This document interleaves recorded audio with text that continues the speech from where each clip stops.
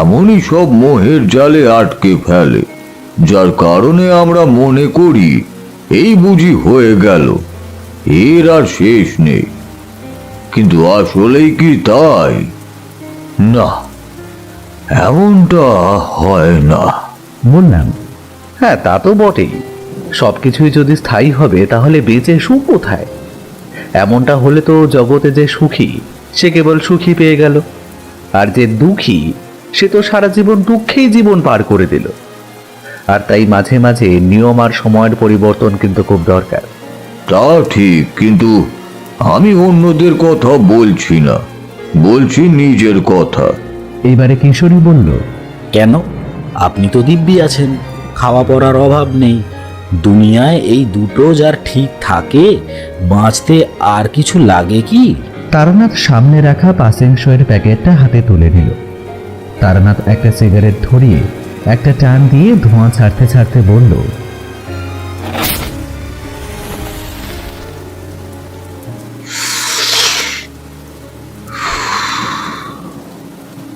এটা ভুল বলনি। জগতে যার খাওয়ার পড়ার বন্দোবস্ত পাকাপোক্ত, বাঁচতে তার আর খুব বেশি কিছুই লাগে না বোধ হয়। কিন্তু মানুষের অভাব কি এইসবে মেটে না। তারানাথের পসার আগের মতো যে নেই তা আমরা জানি। বললাম, কেন? অসুবিধে কোথায়? খদ্দের হয়তো আগের মতন আসে না, কিন্তু একেবারে যে কমও আসে তাও তো নয়। আর তাছাড়া যদি বলি, এই আমরা তো প্রায় এসে আসরটা সাজিয়ে বসি, এও তো কম নয়। দেখলাম আমার কথা শুনে তারানাথের চেহারা থেকে হতাশার কালো মেঘ ধীরে ধীরে সরে যাচ্ছে। তার বদলে ঠোঁটের কোণে একটা সূক্ষ্ম হাসির রেখা ফুটে উঠেছে। তা মন্দ বলনি। অনেক তো করলাম, অনেকই তো হলো, আর কত? সব কিছুরই তো একটা শেষ আছে।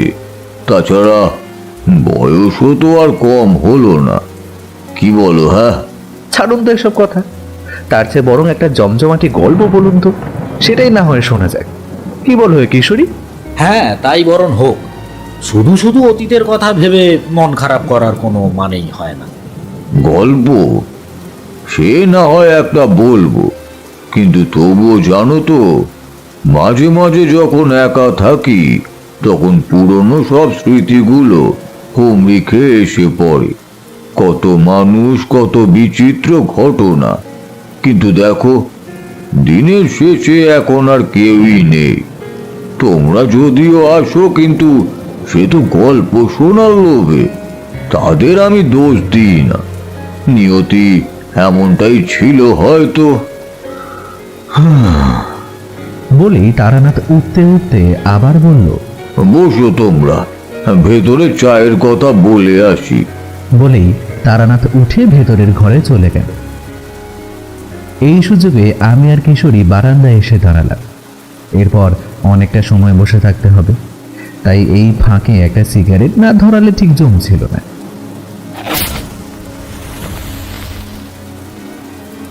আমরা যখন ফিরে আসলাম তখন দেখলাম তারানাথ জানলার দিকে তাকিয়ে এক মনে সিগারেট টানছে। সিগারেটের ধোঁয়ায় ঘরময় একটা সাদা আবরণের সৃষ্টি করেছে।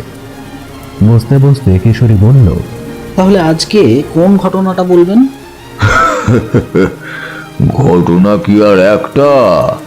আর তাছাড়া তোমাদের তো বলেছি, আমি নির্দিষ্ট একটা ঘটনা বলি না, বেশ কিছু ঘটনা মিলিয়ে একটা ঘটনার জন্ম দিই।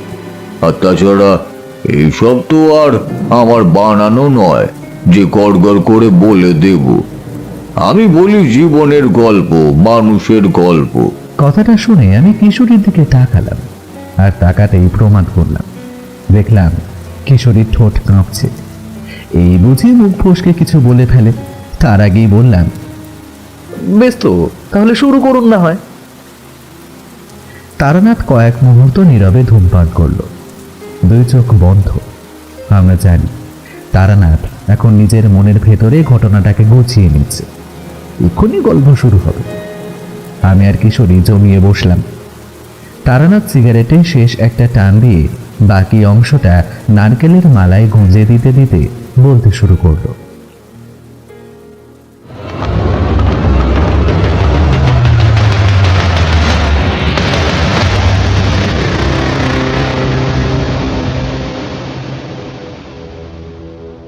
আপনারা শুনছেন স্টোরি বাংলা, আর আজকে শুনবেন স্টোরি বাংলা নিবেদিত বিভূতিভূষণ বন্দ্যোপাধ্যায়ের অমর সৃষ্টি তারানাথ তান্ত্রিক ফ্যানফিকশন সজীব মাহমুদ নীলের রচিত জমিদার বাড়ির অভিশাপ। সজীব মাহমুদ নীল জন্ম বাংলাদেশের অন্তর্গত নওগাঁ জেলার শালবাড়ি গ্রামে। পেশায় ছাত্র হলেও নেশা তার লেখালেখি। আজকের গল্প পাঠে শুভ, তারানাথ তান্ত্রিকের ভূমিকায় বুবাই সাহা, গল্পের সূত্রধার আমি শিউলি। শুরু হচ্ছে বিভূতিভূষণ বন্দ্যোপাধ্যায়ের অমর সৃষ্টি তারানাথ তান্ত্রিক ফ্যানফিকশন সজীব মাহমুদ নীল রচিত জমিদার বাড়ির অভিশাপ।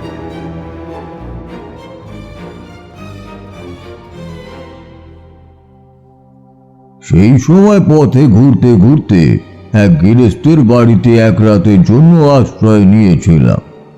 ইচ্ছে ছিল রাতটুকু থেকে পরের দিন সকালে আবারও পথে বেরিয়ে পড়ব, কিন্তু বেশ কিছু কারণে আমাকে সেখানে কিছুদিন থাকতে হয়েছিল। সাক্ষী হয়েছিলাম এক বিচিত্র ঘটনার। আমি যখন সেখানে পৌঁছালাম তখন দিনের শেষ আলোটুকুও নিভে গিয়েছে। গ্রামের প্রতিটা বাড়ি থেকে সন্ধ্যা আরতির আওয়াজ ভেসে আসছে। গ্রামের বাতাসে ধূপ ধোয়ার গন্ধ ভেসে বেড়াচ্ছে, কিন্তু এই সব কিছুকে উপেক্ষা করে আরো একটি গন্ধ আমার নাকে এসে বারবার ধাক্কা খাচ্ছে। গ্রামের প্রতিটা বাড়ি বেশ অবস্থাপূর্ণ, তবে বেশিরভাগ বাড়ি ছিল বেশ পুরনো। প্রতিটা বাড়ির দেওয়ালে লেগে আছে বুনে দিয়ানার ছাপ। তেমনই একটা বাড়ির সামনে গিয়েই দাঁড়ালাম, কারণ বেশ কয়েকটা বাড়ি পেরিয়ে আসার পর কেবল এই বাড়ির বারান্দায় একজন মানুষের দেখা পেলাম। বাড়ির সামনে উঠোন মতন জায়গা, সেখানেই একটা বিশাল চৌকি পাতা, আর সেই চৌকিতেই হাত পা ছড়িয়ে বসে আছেন একজন বছর 50-52 লোক। আমি এগিয়ে গেলাম, আর একটু কাছে যেতেই বুঝলাম একটু আগে যে অজানা গন্ধটা আমার নাকে এসে লেগেছিল সেটার উৎস এখানে। আরো খানিকটা এগিয়ে যেতেই বুঝলাম এতক্ষণ আমি যে গন্ধটাকে ঠিক বুঝতে পারিনি সেটা আসলে তামাকের গন্ধ। চৌকিতে বসে লোকটি এক মনে তামাক টানছেন। এতক্ষণ লক্ষ্য করেননি, কিন্তু এইবার আমার পায়ের আওয়াজেই বোধ হয় লোকটির ধ্যান ভগ্ন হলো। মাথা তুলে তাকালেন, কিছুক্ষণ তাকিয়ে থাকলেন, তারপর একটু অবাক হয়েই বললেন, আপনি কে? আপনি? নমস্কার, আমি একজন পথিক। অসময়ে বিরক্ত করলাম বলে কিছু মনে করবেন না। আমি আসলে আশ্রয়ের খোঁজে এসেছি। যদি আজ রাতটুকুর জন্য আশ্রয় মেলে তাহলে খুব ভালোই হয়।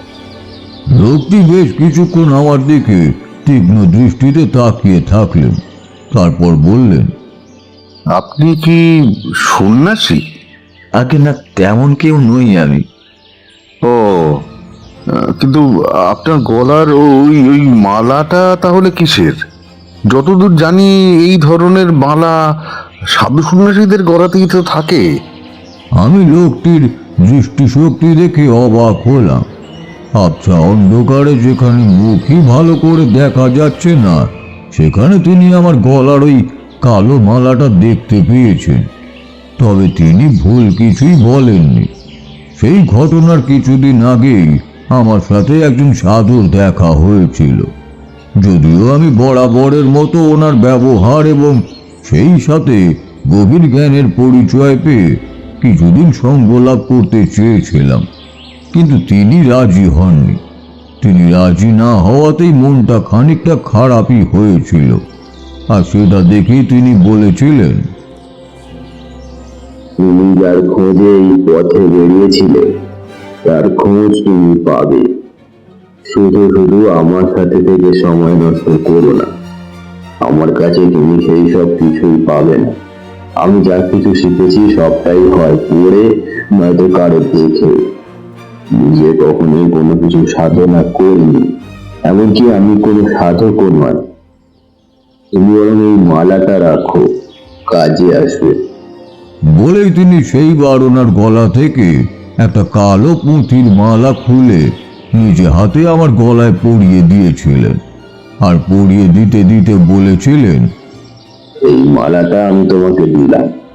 যদিও আমি কোনো প্রকার সাধনা করি, ওই ধরনের কোনো শক্তিও আমার নেই, তবুও আমার কেন জানি না মনে হচ্ছে তোমার সামনে হয় কোনো বড় বিপদ এসে উপস্থিত হবে, আর যার কারণে তোমার প্রাণ নাশের মতো ঘটনাও ঘটতে পারে। তাই বলে ভেবো না যে এই মালা তোমাকে দিচ্ছি বলে সেই বিপদ কেটে যাবে, কিংবা এই মালার জন্য তুমি সেই বিপদ থেকে রক্ষা পাবে। দিচ্ছি এই কারণে এটা সাধারণ কোনো মালা নয়।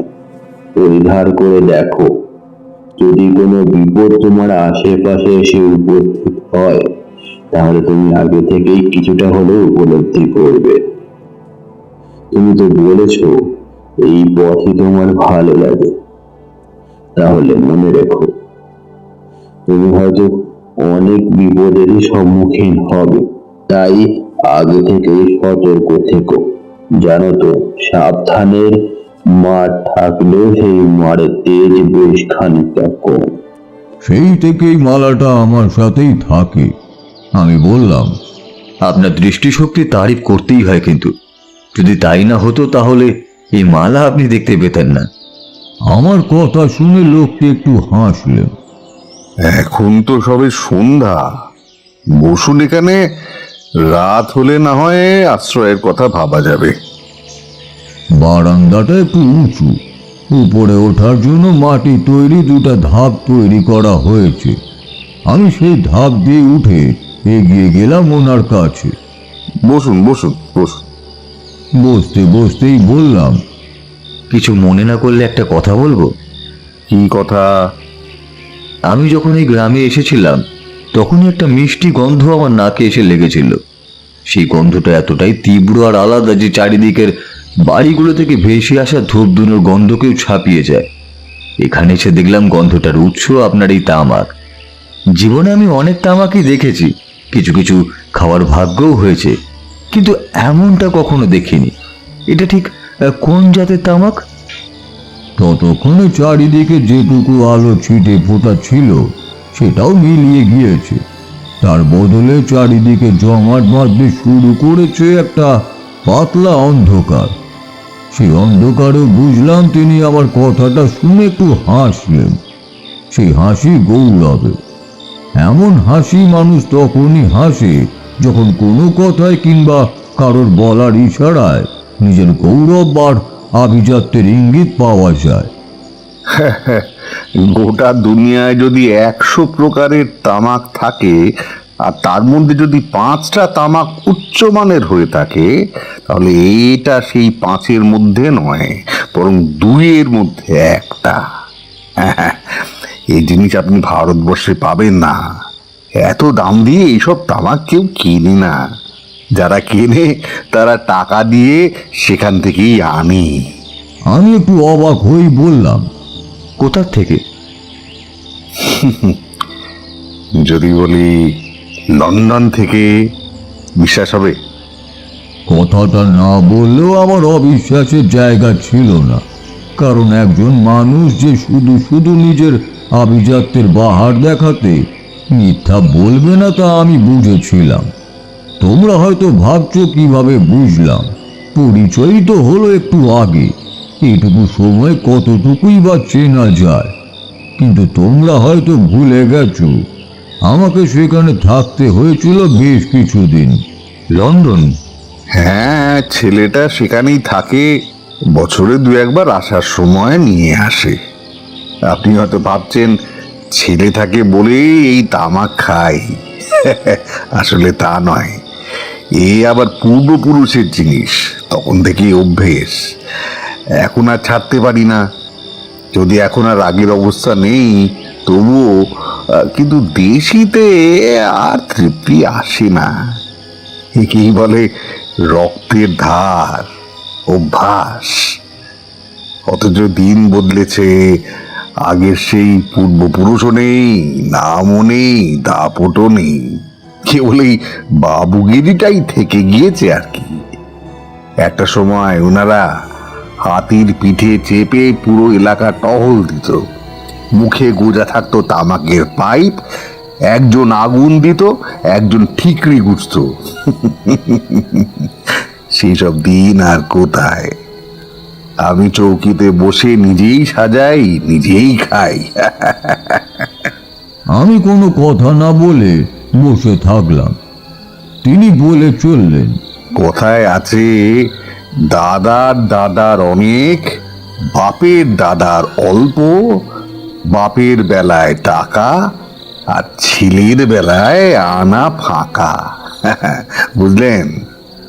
যদিও আমার বাপ ফাঁকা করে যায়নি, আছে কিছু, তাও 9-6 করে 2 পুরুষ দিব্যি চলে যাবে যদি বাবুগিরি না করে বুদ্ধি খাটিয়ে চলে। আমি আর কদিন, বয়স তো হলো। খুব বেশি বোধহয় নয়। তাছাড়া শরীর স্বাস্থ্য দেখে বোঝাই যায় না আপনার বয়স 50 পেরিয়েছে। এইবার তিনি আমার কথায় হাসতে হাসতে বললেন, কি বলছেন ঠাকুর মশাই? হ্যাঁ, 50? হ্যাঁ, কয়েকদিন পরে 70-এ পড়বো যে। এইবার আমি অবাক হয়ে তাকিয়ে থাকলাম। যদিও অন্ধকারে খুব একটা দেখা যাচ্ছিল না, কিন্তু তবুও প্রথম যখন দেখেছি তখন আমার একবারের জন্য মনে হয়নি ওনার বয়স 70। সে কি, আমি তো ভেবেছিলাম। সে আপনার দেখার ভুল। যাই হোক, এবার আপনার কথা বলুন তো, এই পথে কি মনে করে? যতটা সংক্ষেপে এবং কম বাক্য খরচ করে নিজের কথা বললাম। কথায় কথায় জানতে পারলাম ওনার নাম গোপী নারায়ণ। এছাড়া আরো একটি পরিচয় ওনার আছে, সেটা হলো একটা সময় এই 10 গ্রামের জমিদার ছিলেন রুদ্রপ্রতাপ নারায়ণ। ইনি তারই বংশধর। যদিও একটা সময় জমিদারি ছিল, কিন্তু এখন সেই সব সিদিকে এসে পৌঁছেছে।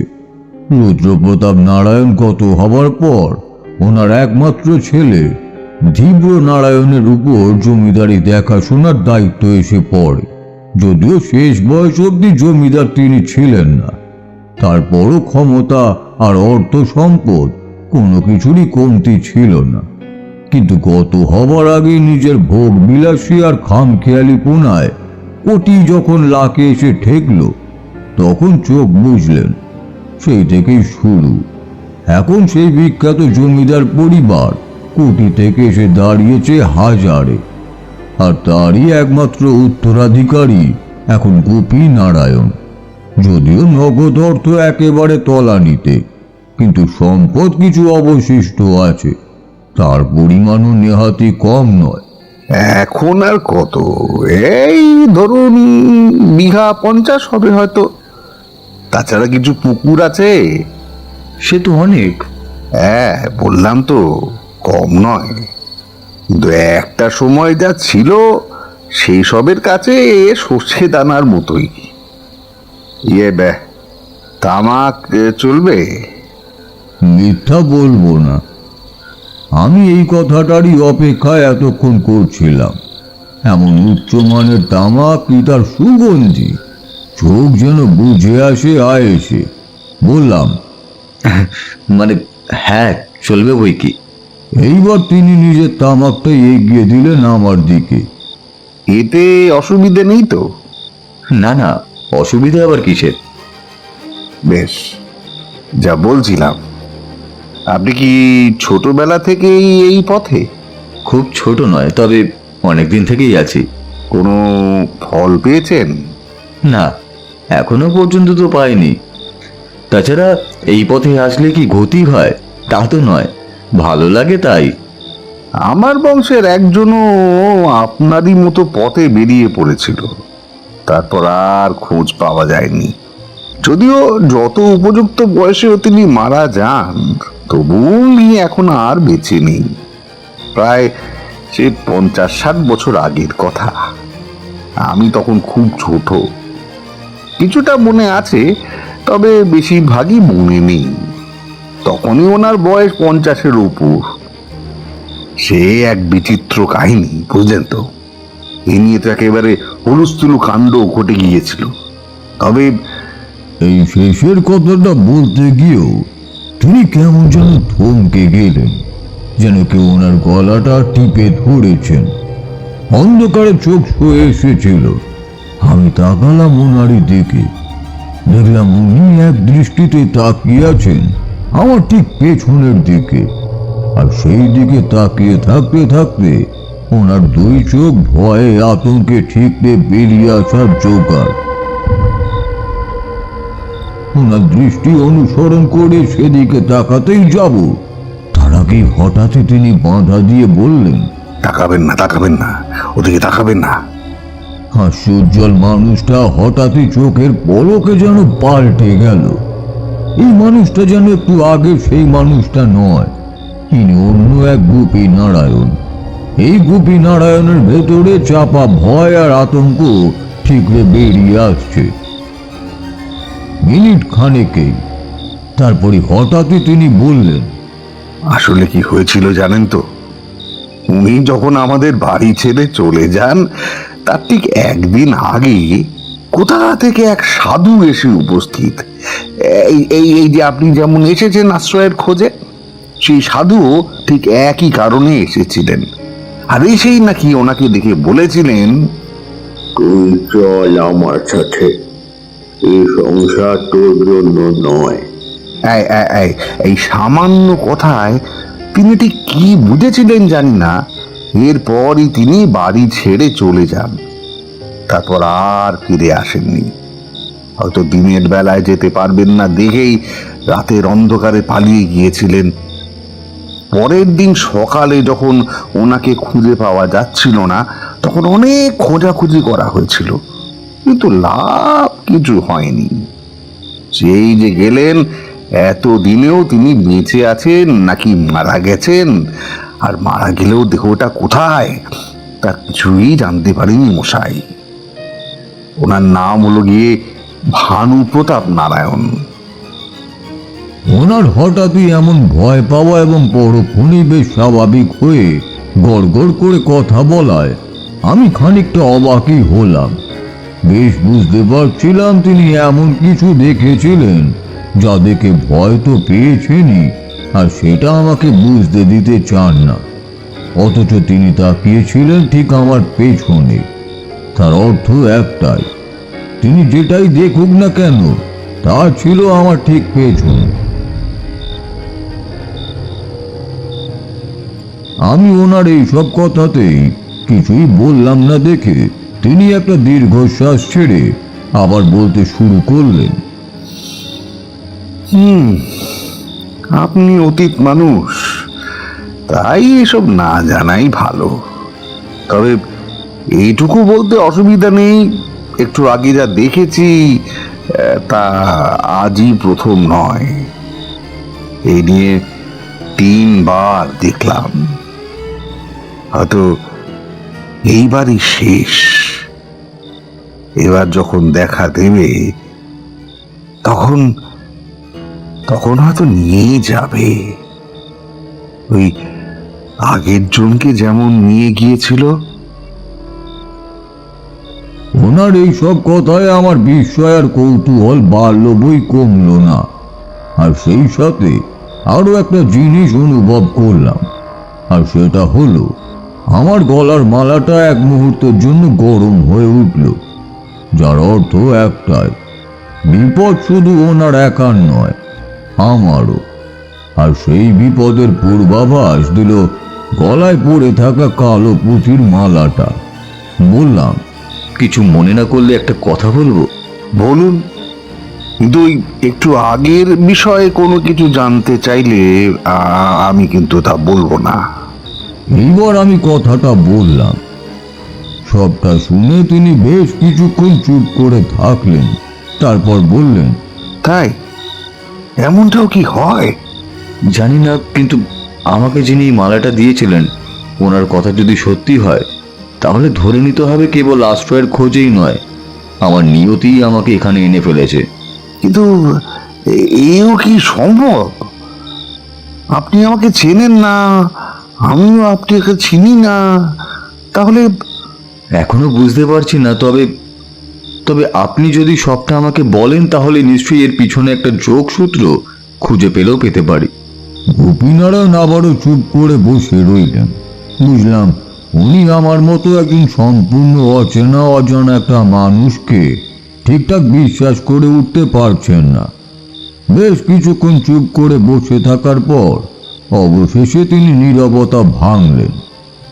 ঠিক আছে, এই যদি হয় নিয়তি, তবে তবে বলবো, কিন্তু এখন না। রাতে খাওয়া দাওয়ার পর তখন কোনো কথা বলা যাবে। আপনি বসুন, আমি আমি আমি আসছি। বলেই তিনি উঠে পড়লেন। আমি বসে রইলাম একা, কিন্তু হঠাৎই আমার ইন্দ্রিয় বলে উঠল আমি একা নই। আমার ঠিক পিছনে এসে দাঁড়িয়েছে আরো একজন, আর সে যাই হোক না কেন আমার জন্য মোটেও ভালো নয়। তার কারণ আমার গলায় ঝোলানো কালো পুঁথির মালাটা আবারও ধীরে ধীরে গরম হয়ে উঠেছে।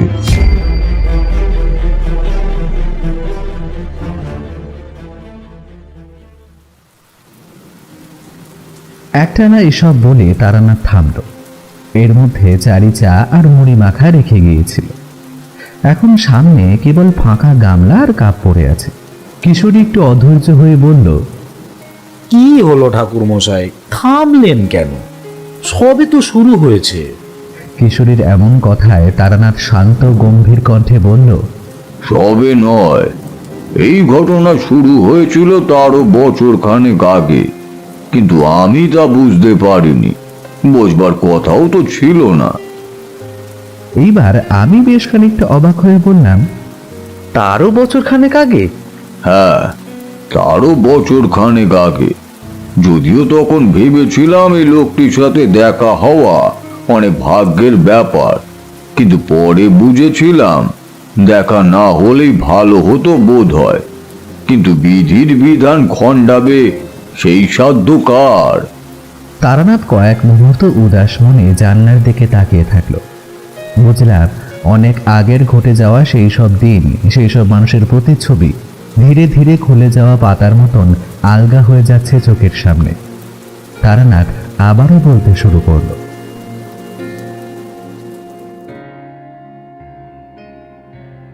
সেই ঘটনার বছর খানেক আগে আমি যখন প্রায় ভবঘুরের মতো ঘুরতে ঘুরতে প্রায় দিশেহারা, এমন সময় হঠাৎ করেই একজন সাধুর সঙ্গে আমার দেখা হলো।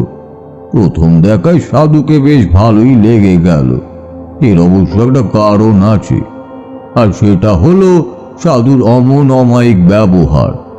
বেশ কিছুক্ষণ কথা বলার পর বুঝলাম সাধুর সব বিষয় সমান পাণ্ডিত্য, অথচ মনে এতটুকু অহংকারের নেশ মাত্র নেই।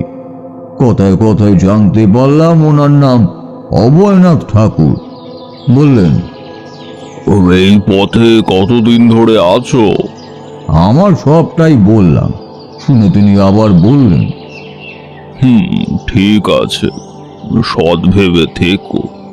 কখনো যদি এই পথে কিছুটা হলেও শক্তি উপার্জন করো, তাহলে তার অপব্যবহার করো না। প্রথম দিকটায় অভয়নাথ ঠাকুর বেশ স্বাভাবিকভাবে কথাবার্তা বললেও হঠাৎই লক্ষ্য করলাম ওনার মাঝে উঠবো উঠবো ভাব এসেছে। আপনি কি কোথাও যাবেন?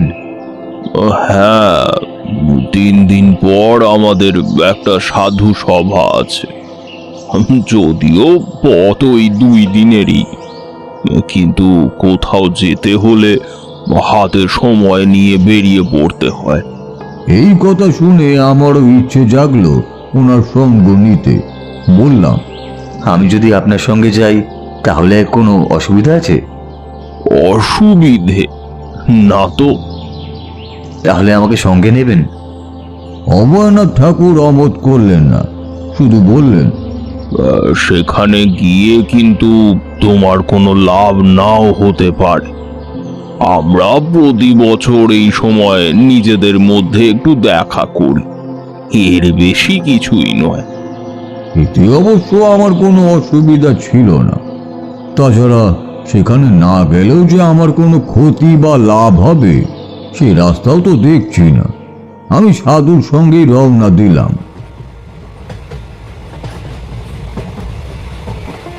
স্থানীয় একটা ছোট্ট স্টেশন থেকে আমাদের যাত্রা শুরু হলো। তারপর দুটো ট্রেন বদল করে আমরা যেখানে পৌঁছলাম সেটা একটা বিশাল মন্দির। মন্দিরের বয়স কত আন্দাজ করতে পারলাম না ঠিকই, কিন্তু তবুও দেখে যা মনে হলো 200 বছরের কম না। এই মন্দির তৈরি করেছিলেন এক বিখ্যাত বণিক। প্রথম দিকটায় বেশ জাঁকজমক অবস্থা থাকলেও দিনে দিনে এখন কেবল বছরে একবারই বিশাল করে পুজোর আয়োজন করা হয়।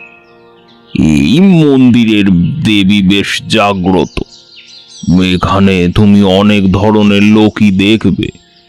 সবার সাথে আলাপ করতে যেও না, বুঝলে? বলা তো যায় না কোন কথায় তারা আবার বিরক্ত হয়। দেখলাম আমাদের আগেই অনেকেই এসে উপস্থিত হয়েছে, আর তাদের মধ্যে খুব সম্ভবত আমি এই প্রথম এখানে আসলাম। সবার মধ্যে একজন সাধুকে দেখে বেশ অবাকই হলাম। ওনার বয়স ঠিক কত তা বুঝতে পারলাম না, কিন্তু এমন দীর্ঘদেহী আমি মানুষ খুব কমই দেখেছি। পোশাক আশাকও সবার থেকে আলাদা। সবার পরনে গেরুয়া বস্ত্র থাকলেও কেবল ওনার পরনে একটা সাদা ধুতি আর ফতুয়া। তিনি এক দৃষ্টিতে কয়েক মুহূর্ত আমার দিকে তাকিয়ে থাকলেন, তারপর আবারও মাথা নিচু করে বসে রইলেন। কিন্তু এই কয়েক মুহূর্তেই সেই দৃষ্টিতে এমন কিছু ছিল যা আমার পুরো গতিবিধিকে পাল্টে দিল। ওনার ওই দুটো চোখের চাহনি ঠিক কি ছিল তা জানি না, কিন্তু আমার মনে হলো উনি যেন আমাকে মেপে নিলেন খুব নিখুঁতভাবে। আমি ওনার দিকে তাকিয়ে আছি দেখে অভয়নাথ ঠাকুর বললেন, যতটা পারবে ওনার থেকে একটু দূরে দূরেই থাকবে।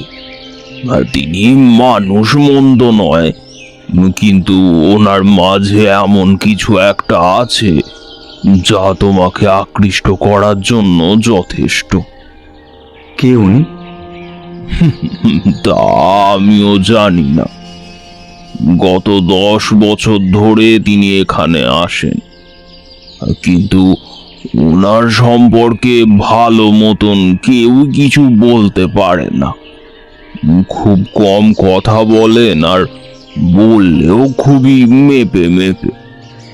সেই সব কথার ওজন বোঝা খুবই দুষ্কর। তোমরা তো জানো নিষিদ্ধ কোনো কিছুর প্রতি মানুষের আগ্রহ বরাবরের মতোই বেশি থাকে।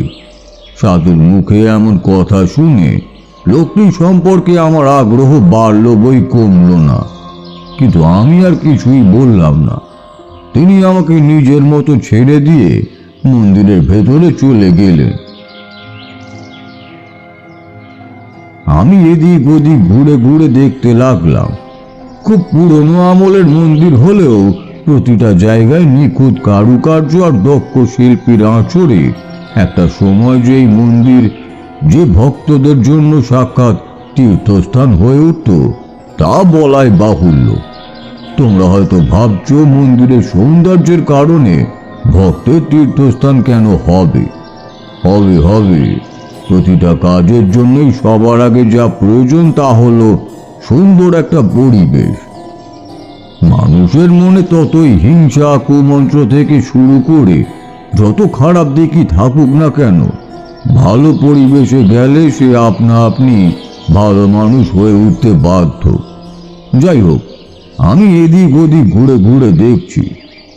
তোমাকে একটা কাজ দিলাম। হঠাৎই একটা গুরু গম্ভীর বজ্র কণ্ঠস্বরে চমকে পিছন ফিরে তাকালাম। পিছন ফিরে তাকিয়ে অবাক হয়ে দেখলাম আমার ঠিক পিছনে দাঁড়িয়ে আছেন সেই সাদা ধুতি আর ফতুয়া পরিহিত সাধু। আমি অবাক হয়ে তাকিয়ে আছি। তিনি আবারও বললেন, কাজটা মন দিয়ে করবে। বলে তিনি ঠিক যেভাবে হঠাৎ করে এসেছিলেন আবার চলেও গেলেন। আমি হতভম্বের মতো তাকিয়ে থাকলাম বেশ কিছুক্ষণ। কাজ কি কাজ? আর তাছাড়া আমাকে তো তিনি চেনেনই না। তাছাড়া সবচাইতে বড় কথা হলো, তিনি যদি আমাকে কোনো কাজ দিয়েও থাকেন তাহলে সে বিষয়ে তো কিছুই বললেন না। আমি হতবুদ্ধির মতো দাঁড়িয়ে আছি। এমন সময় দেখলাম অভয়নাথ ঠাকুর এগিয়ে আসছেন আমারই দিকে, আর কাছে এসেই আমাকে এমনভাবে দাঁড়িয়ে থাকতে দেখে প্রশ্ন করলেন, কিছু হয়েছে? কেউ কিছু বলেছে? আমি আর কিছু গোপন করলাম না। কথাটা বলতেই লক্ষ্য করলাম সাধুর চেহারা গম্ভীর হয়ে উঠল। কি যেন একটা অজানা ভয় এসে জমতে শুরু করলো এই দুটো চোখের চাহনিতে। একটা দীর্ঘশ্বাস ছেড়ে বললেন, আমারই উচিত হয়নি তোমাকে এখানে নিয়ে আসা। আমার আগেই ভাবা উচিত ছিল, কিন্তু যা হবার তা তো হয়েই গিয়েছে। কি হয়েছে? তাছাড়া তিনি শুধু আমাকে কথাটা বলেছেন, কেমন কাজ সেটা কিভাবে করতে হবে তার কিছুই বলেননি। সেটা আর বলবেও না, যা বলার তা বলেই দিয়েছে। এখন নিয়তি তোমাকে সেই জায়গায় নিয়ে গিয়ে পৌঁছে দেবে। ওনার এইসব কথায় খানিকটা অবাকই হলাম। কাজের কথা বলবে না, অথচ নিয়তি আমাকে সেইখানে পৌঁছে দেবে, এ আবার কেমন কথা? আমি যে ওনার কথার অর্থ বুঝতে পারিনি, সেটা বুঝেই তিনি আবার বললেন, পরে বলবো খন। তবে প্রথম দেখায় তোমাকে যতটা সাধারণ ভেবেছিলাম ততটা সাধারণ তো তুমি নও। যদি তাই হতো তাহলে তিনি তোমাকে এমন কথা বলতেন না।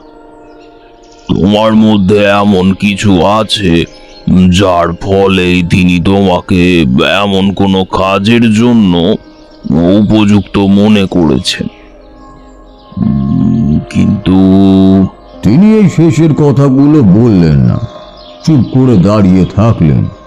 ওনার দৃষ্টি এখন আমার কপালের দিকে, আর তাকিয়ে থাকতে থাকতেই ওনার স্থির দুই চোখের চাহনি ধীরে ধীরে চঞ্চল হয়ে উঠছে। কিন্তু সেটা বেশিক্ষণের জন্য নয়। হঠাৎই চঞ্চল হয়ে ওঠা চাহনি শান্ত হয়ে আসলো। তার পরিবর্তে তিনি ধীরে ধীরে এগিয়ে আসলেন আমার খুব কাছে। তারপর বললেন, এই তোমার হাতটা একটু দেখি। তোমাদের হয়তো মনে আছে বরাকর নদীর ধারের সেই সাধুর কথা। তিনি বলেছিলেন আমি যেন আমার হাত কাউকে কখনোই না দেখাই। বাকিটা জীবন আমি ওনার এই কথাটাই মেনে চলেছি। কিন্তু আমি তোমাদের যে সময়ের কথা বলছি তখনও ওনার সাথে আমার দেখা হয়নি। ডান হাতটা বাড়িয়ে দিলাম ওনার দিকে। তিনি এক দৃষ্টিতে তাকিয়ে থাকলেন, তারপর আবারও তাকালেন আমার দিকে, বললেন, অদ্ভুত, তোমার হাতের রেখা দেখার ক্ষমতা আমার নেই। যদি আবারও আমাদের দেখা হয় তখন দেখব। তবে আমাদের বোধ হয় আর দেখা হবে না। যদি সত্যি দেখা হতো তাহলে খুব ভালো হতো।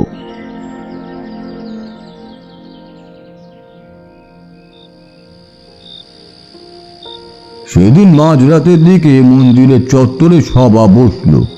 আলোচনার বিষয় একটি নয়, নানান বিষয় নিয়ে কথাবার্তা চলল শেষ রাত অবধি। আমি যতই শুনছিলাম ততই যেন মুগ্ধ হতে লাগলাম। প্রতিটি মানুষের জ্ঞান আর বিদ্যার পরিধি আমাকে অবাক করে দিল। মিথ্যা বলবো না, ওনাদের জ্ঞানের তুলনায় আমি অতি তুচ্ছ বলেই মনে হতে লাগলো।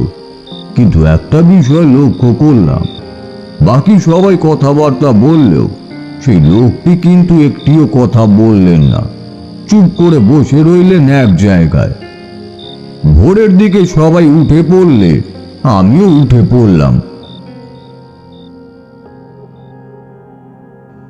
দিনের বেলা তেমন কিছু হয় না, কেবল রাতের বেলা সবাই একত্রে বসেন। নিজের মধ্যে বিভিন্ন আলোচনা শুরু করেন আর শেষ রাতের দিকে উঠে পড়েন। এইভাবে 3 দিন কাটলো। শেষ দিনের দিন অভয়নাথ ঠাকুর আমার কাছে এসে প্রশ্ন করলো, তাহলে কাল সকালেই তো আমরা এখান থেকে চলে যাব। তুমি কি করবে বলে ঠিক করলে? এখনো তো এমন কিছুই ভাবিনি, দেখা যাক কি হয়। আমার কথা শুনে অভয়নাথ ঠাকুর একটু হেসে বললেন, বুঝেছি, তোমাকে তো আগেই বলেছিলাম এখানে এসে তোমার কোনো লাভই হবে না।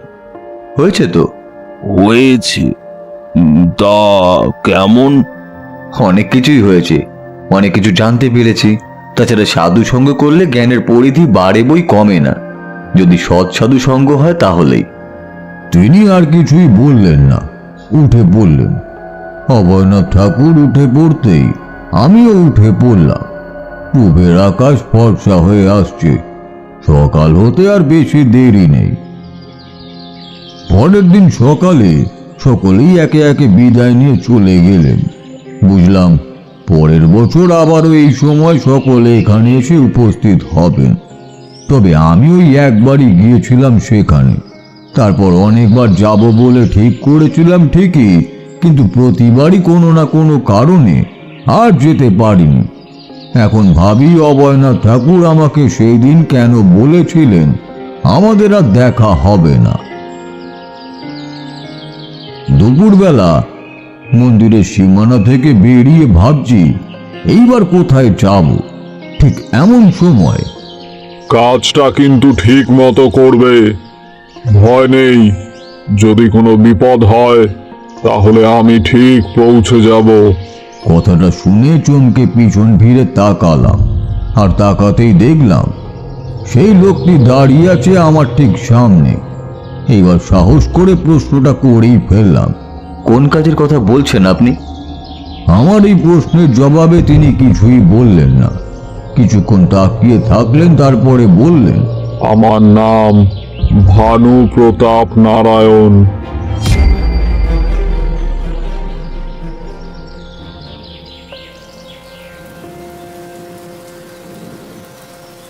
তারানাথের এই শেষের কথাটা শুনে খানিক অবাক হয়ে বললাম, ভানুপ্রতাপ নারায়ণ? তার মানে তো... দেখলাম আমার কথা শুনে তারানাথের ঠোঁটের কোণে একটা মৃদু হাসির রেখা ফুটে উঠতে শুরু করেছে। তারানাথ আবার বলতে শুরু করলো,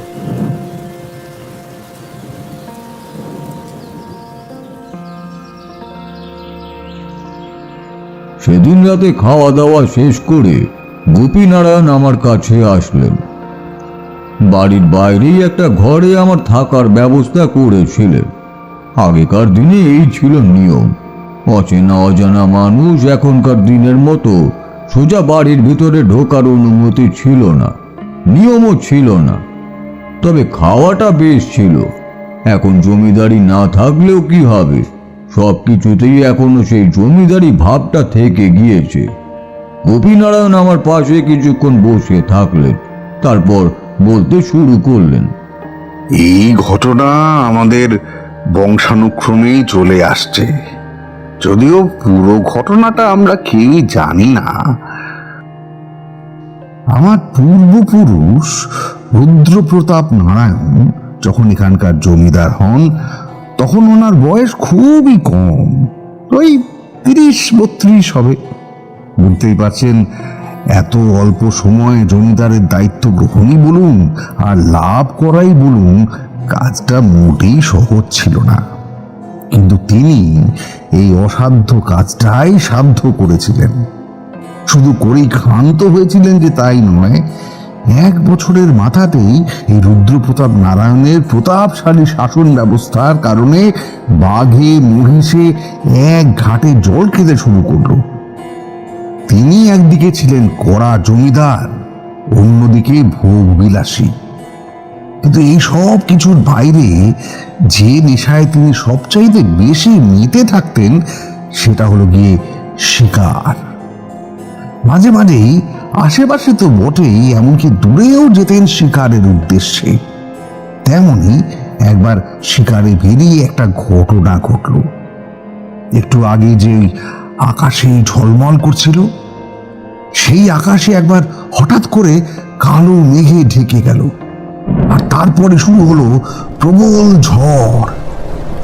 রুদ্রপ্রতাপ চেয়ে দেখলেন সঙ্গী বলতে কেবল ওনার ঘোড়াটা ছাড়া আর কেউ নেই।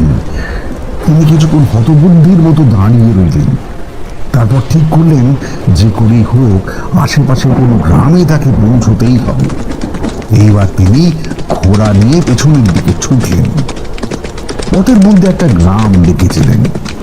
বেশ কিছুক্ষণ পর সেই গ্রামে পৌঁছে একটা দরজায় কড়া নাড়লেন।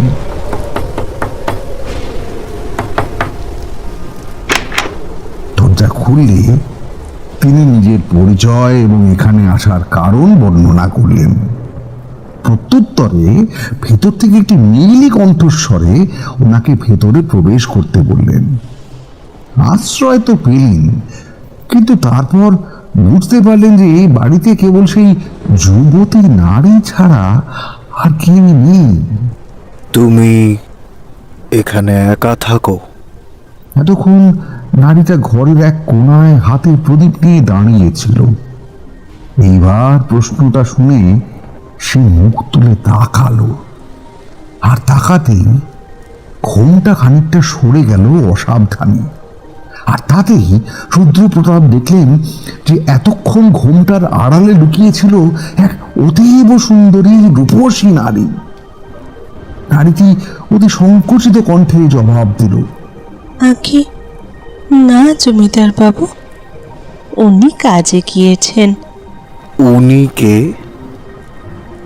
নারীটি এই প্রশ্নের কোনো জবাব দিল না। জবাব দেওয়ার প্রয়োজনও ছিল না। রুদ্রপ্রতাপ নারায়ণ বুঝলেন নারীটি বিবাহিত, আর বুঝতে পেরেই ওনার মনটা খারাপ হয়ে গেল। মেয়ে তিনি কম দেখেননি, জমিদার বাড়িতে অনেক মেয়ে আছে, কিন্তু এই নারীটির মাঝে এমন কিছু আছে যা যে কোনো পুরুষকে আকৃষ্ট করতে বাধ্য। তিনি মনে মনে ঠিক করলেন যে কোনো উপায়ে এই নারীটিকেই তার চাই। কিন্তু যে তাকে এই বিপদে আশ্রয় দিয়েছেন তার উপর এমন অবিচার করবেন কিভাবে? তাছাড়া এটা তো তার জমিদারি সীমান্ত থেকে অনেকটা দূরে। তাহলে উপায় একটা অবশ্য ঠিক করলেন, আর সেটা হলো তীরের ফলায় লাগানোর জন্য একটা তরল ব্যবহার করা হতো সে সময়।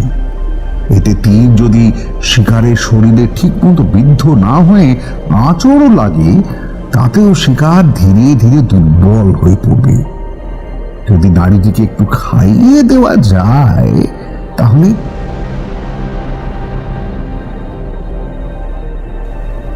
একটু জল দিতে পারবে? বড্ড জল পিপাসা পেয়েছে। নারীটি জল নিতে ভেতরের ঘরে চলে গেলে এবার রুদ্রপ্রতাপ নারায়ণ অতি সাবধানে তরলটা হাতের আঙুলে লাগিয়ে বসে রইলেন। একটু পর নারীটি জলের পাত্র এগিয়ে দিতেই তিনি পাত্র হাতে নেওয়ার অছিলায় আঙুলটা চুবিয়ে দিলেন পাত্রের জলে। তারপর খেতে গিয়েও থমকে গেলেন, বললেন, আগে তুমি খাও। আমি জমিদার রুদ্রপ্রতাপ নারায়ণ কাউকে বিশ্বাস করি না। যদি এখানে বিষ মেশানো থাকে তাহলে, তাই আগে তুমি খাবে, তারপর আমি। নারীটি অতি সরল মনে এসে জল পান করল, কিন্তু রুদ্রপ্রতাপ নারায়ণ খেলেন না। তিনি অপেক্ষা করতে লাগলেন। তিনি লক্ষ্য করলেন নারীটি ধীরে ধীরে ঢুলতে ঢুলতে হঠাৎই ধপ করে বসে পড়ল লাঠিতে।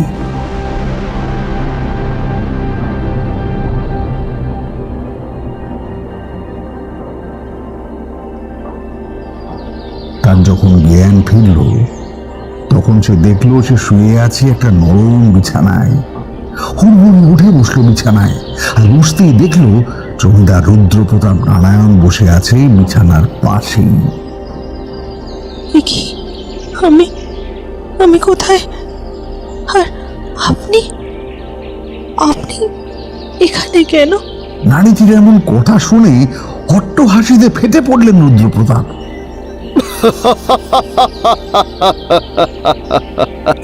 আমি এখানে কেন? শিকারে বেরিয়েছিলাম, কিন্তু ভাবতে পারিনি এত সুন্দর একটা শিকার জুটে যাবে। ভয় নেই, আমি তোমাকে দাসী নয়, আমার স্ত্রী বলেই গ্রহণ করলাম। কোনো কিছুর অভাব থাকবে না।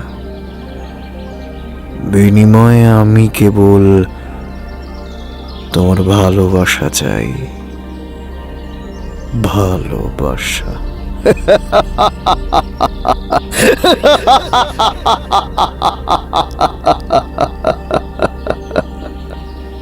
কথাগুলো বলেই আবারও অট্ট হাসিতে ফেটে পড়লেন রুদ্রপ্রতাপ।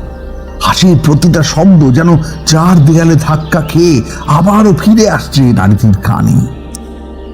দয়া করুন, আমার এত বড় সর্বনাশ করবেন না। আপনি বিপদে পড়েছিলেন, তাই আমি কোনো কিছু না ভেবে আপনাকে আশ্রয় দিয়েছিলাম।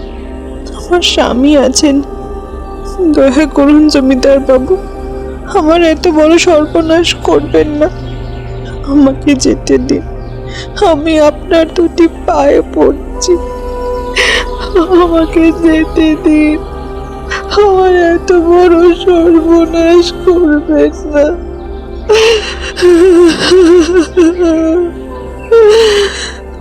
সর্বনাশ? আমি তো তোমার সর্বনাশ করছি না, বরং তোমাকে এই প্রাসাদে আশ্রয় দিয়েছি, আমার স্ত্রী রূপে গ্রহণ করেছি। এমন ভাগ্য আর কয়জনের হয়? আর তুমি বলছো আমি তোমার সর্বনাশ করছি? ক্ষমা করবেন জমিদার বাবু, আমি অন্যের। সাবধান! আর একবার যদি ওই কথা শুনি তাহলে আমি ভুলে যাব যে আমি তোমাকে ভালোবেসেছি, আর এটাও ভুলে যাব যে আমি তোমাকে আমার স্ত্রী রূপে গ্রহণ করতে চেয়েছি। তোমার পরিণতি হবে তেমন যেমনটা আর 10 জনের হয়েছে। আমি চাইলেই তোমাকে ভোগ করে ছুঁড়ে ফেলে দিতে পারতাম, কিন্তু আমি তা করব না।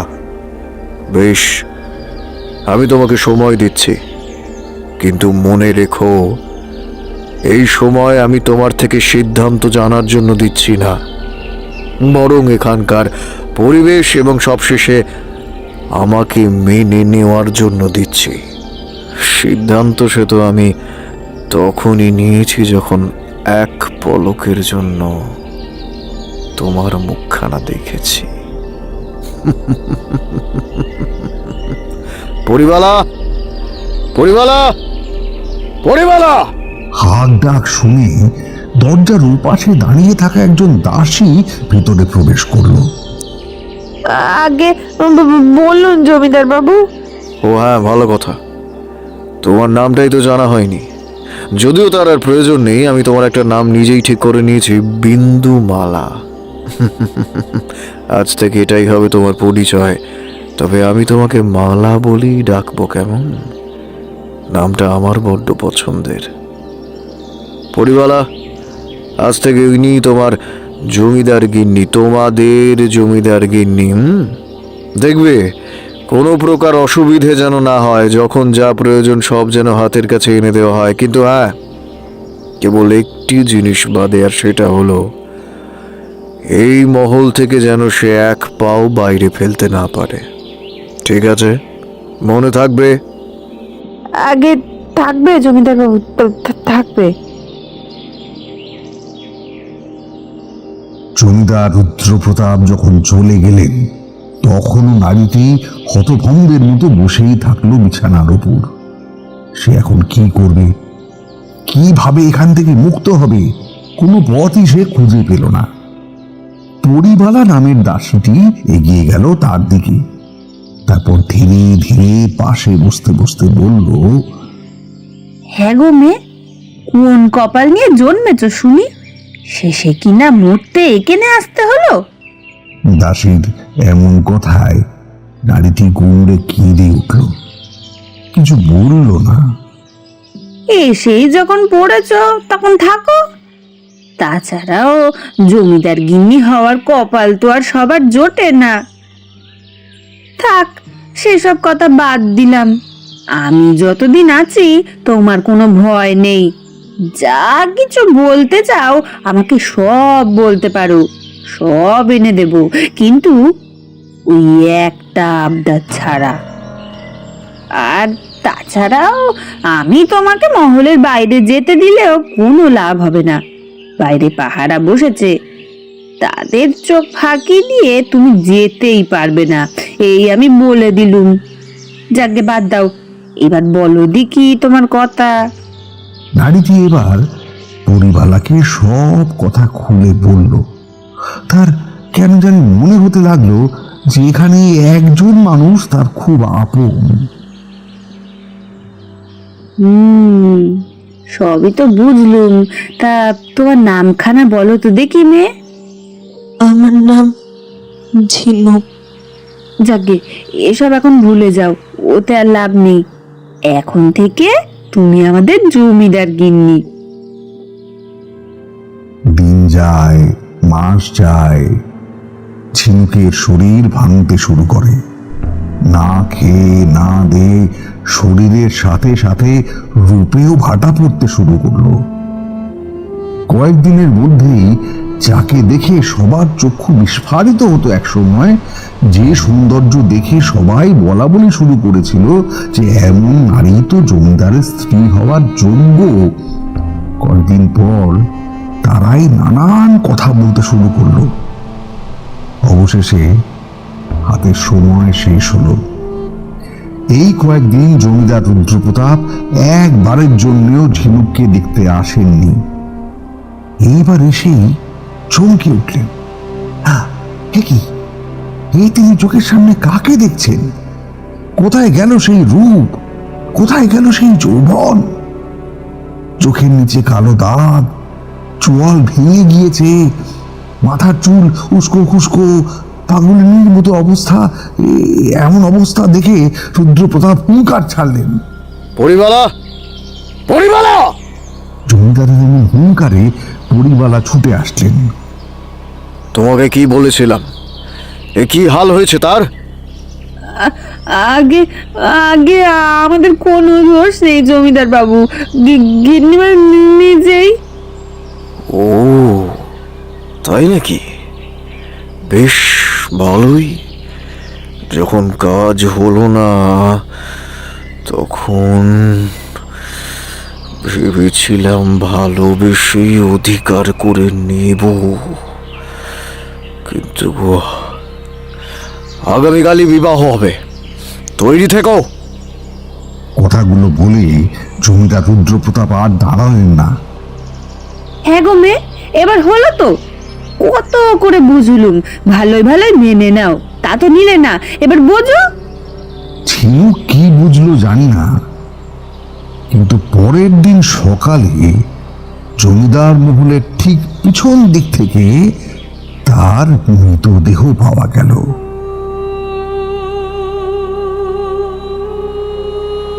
ছাদ থেকে ঝাঁপ দিয়ে আত্মহত্যা করেছে মেয়েটি।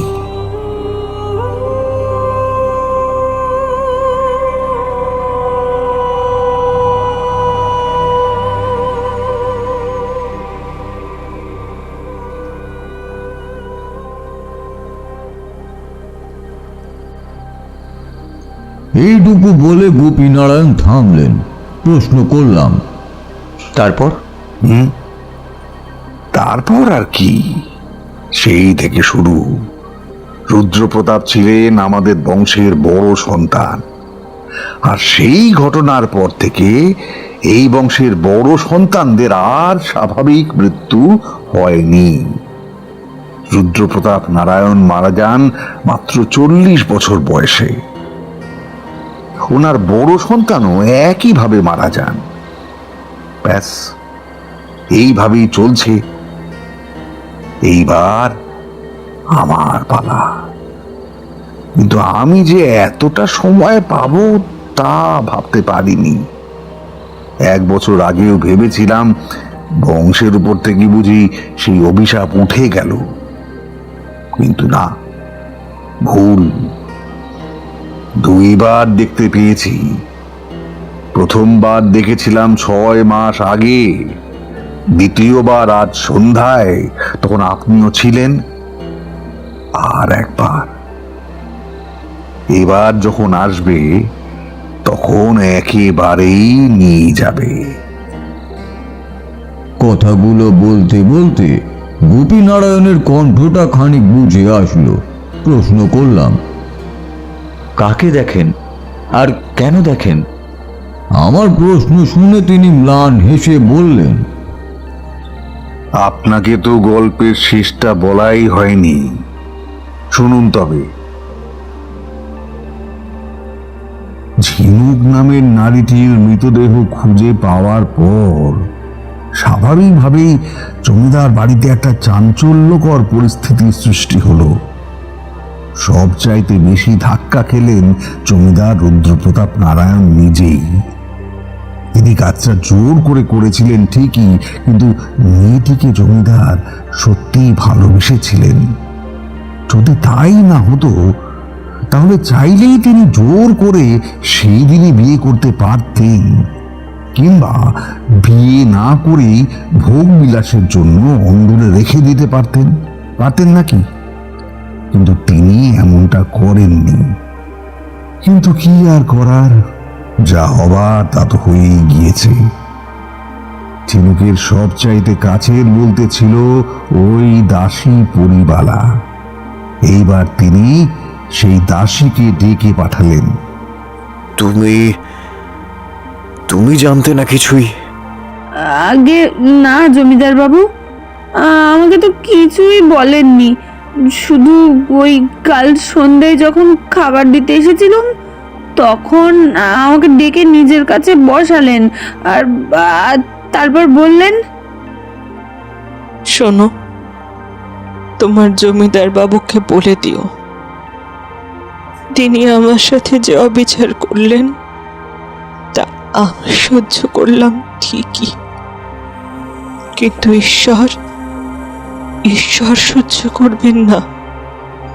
তিনি ঠিক এর বিচার করবেনই। আর হ্যাঁ, এটাও বলে দিও আমি আসবো, যুগে যুগে ফিরে আসবো। তা আমি তো তখন এইসব কথার কোনো মাথা মুন্ডই বুঝতে পারিনি গো। গিন্নিমা তো সারাদিন কত কথা বলতেন, তা কি আর আমি জানতুম? পরিবালার এমন কথা শুনে জমিদার রুদ্রপ্রতাপ নারায়ণের মুখ গম্ভীর হয়ে গেল। ভিড় করে বললেন, ফিরে আসবে, যুগে যুগে ফিরে আসবে? কিভাবে আসবে? এরপর কয়েকটা বছর কেটে গেল। কারোরই আর ঝিনুক নামের মেয়েটির কথা মনে থাকলো না। একদিন রাতে জমিদার ঘুমিয়েছিলেন। মাঝরাত হঠাৎ তিনি ঘুমের মধ্যে অনুভব করলেন একটা মৃদু ঠান্ডা হাত ওনার পুরো শরীরে যেন আলোড়ন খেলে যাচ্ছে। ঘুমটা ভেঙে গেল রুদ্রপ্রতাপের, আর চোখ খুলতেই যা দেখলেন তাতে নিজের চোখকেও যেন বিশ্বাস করতে পারলেন না। তিনি দেখলেন একটা দেহ ওনার ঠিক 1 হাত ওপরে শূন্যে ভাসছে। আর যে নারীটার দেহ ভাসছে তাকে প্রথমবার দেখেও চিনতে মোটেও ভুল হলো না, ঝিনুক।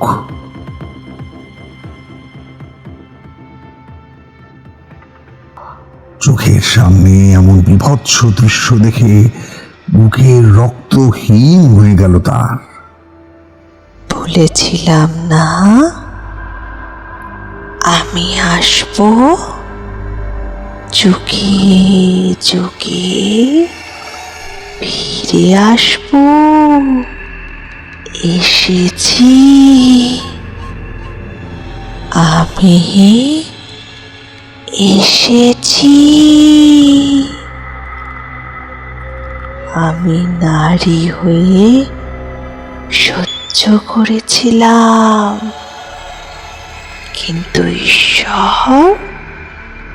ঈশ্বর সহ্য করেনি। এসেছি, আমি এসেছি।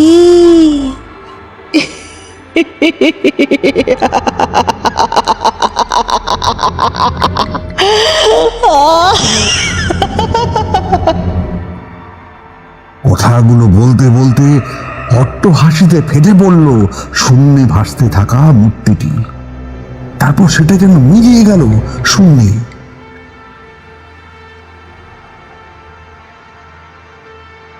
আর ঠিক কয়েক মাস পর আবারও একই ঘটনা।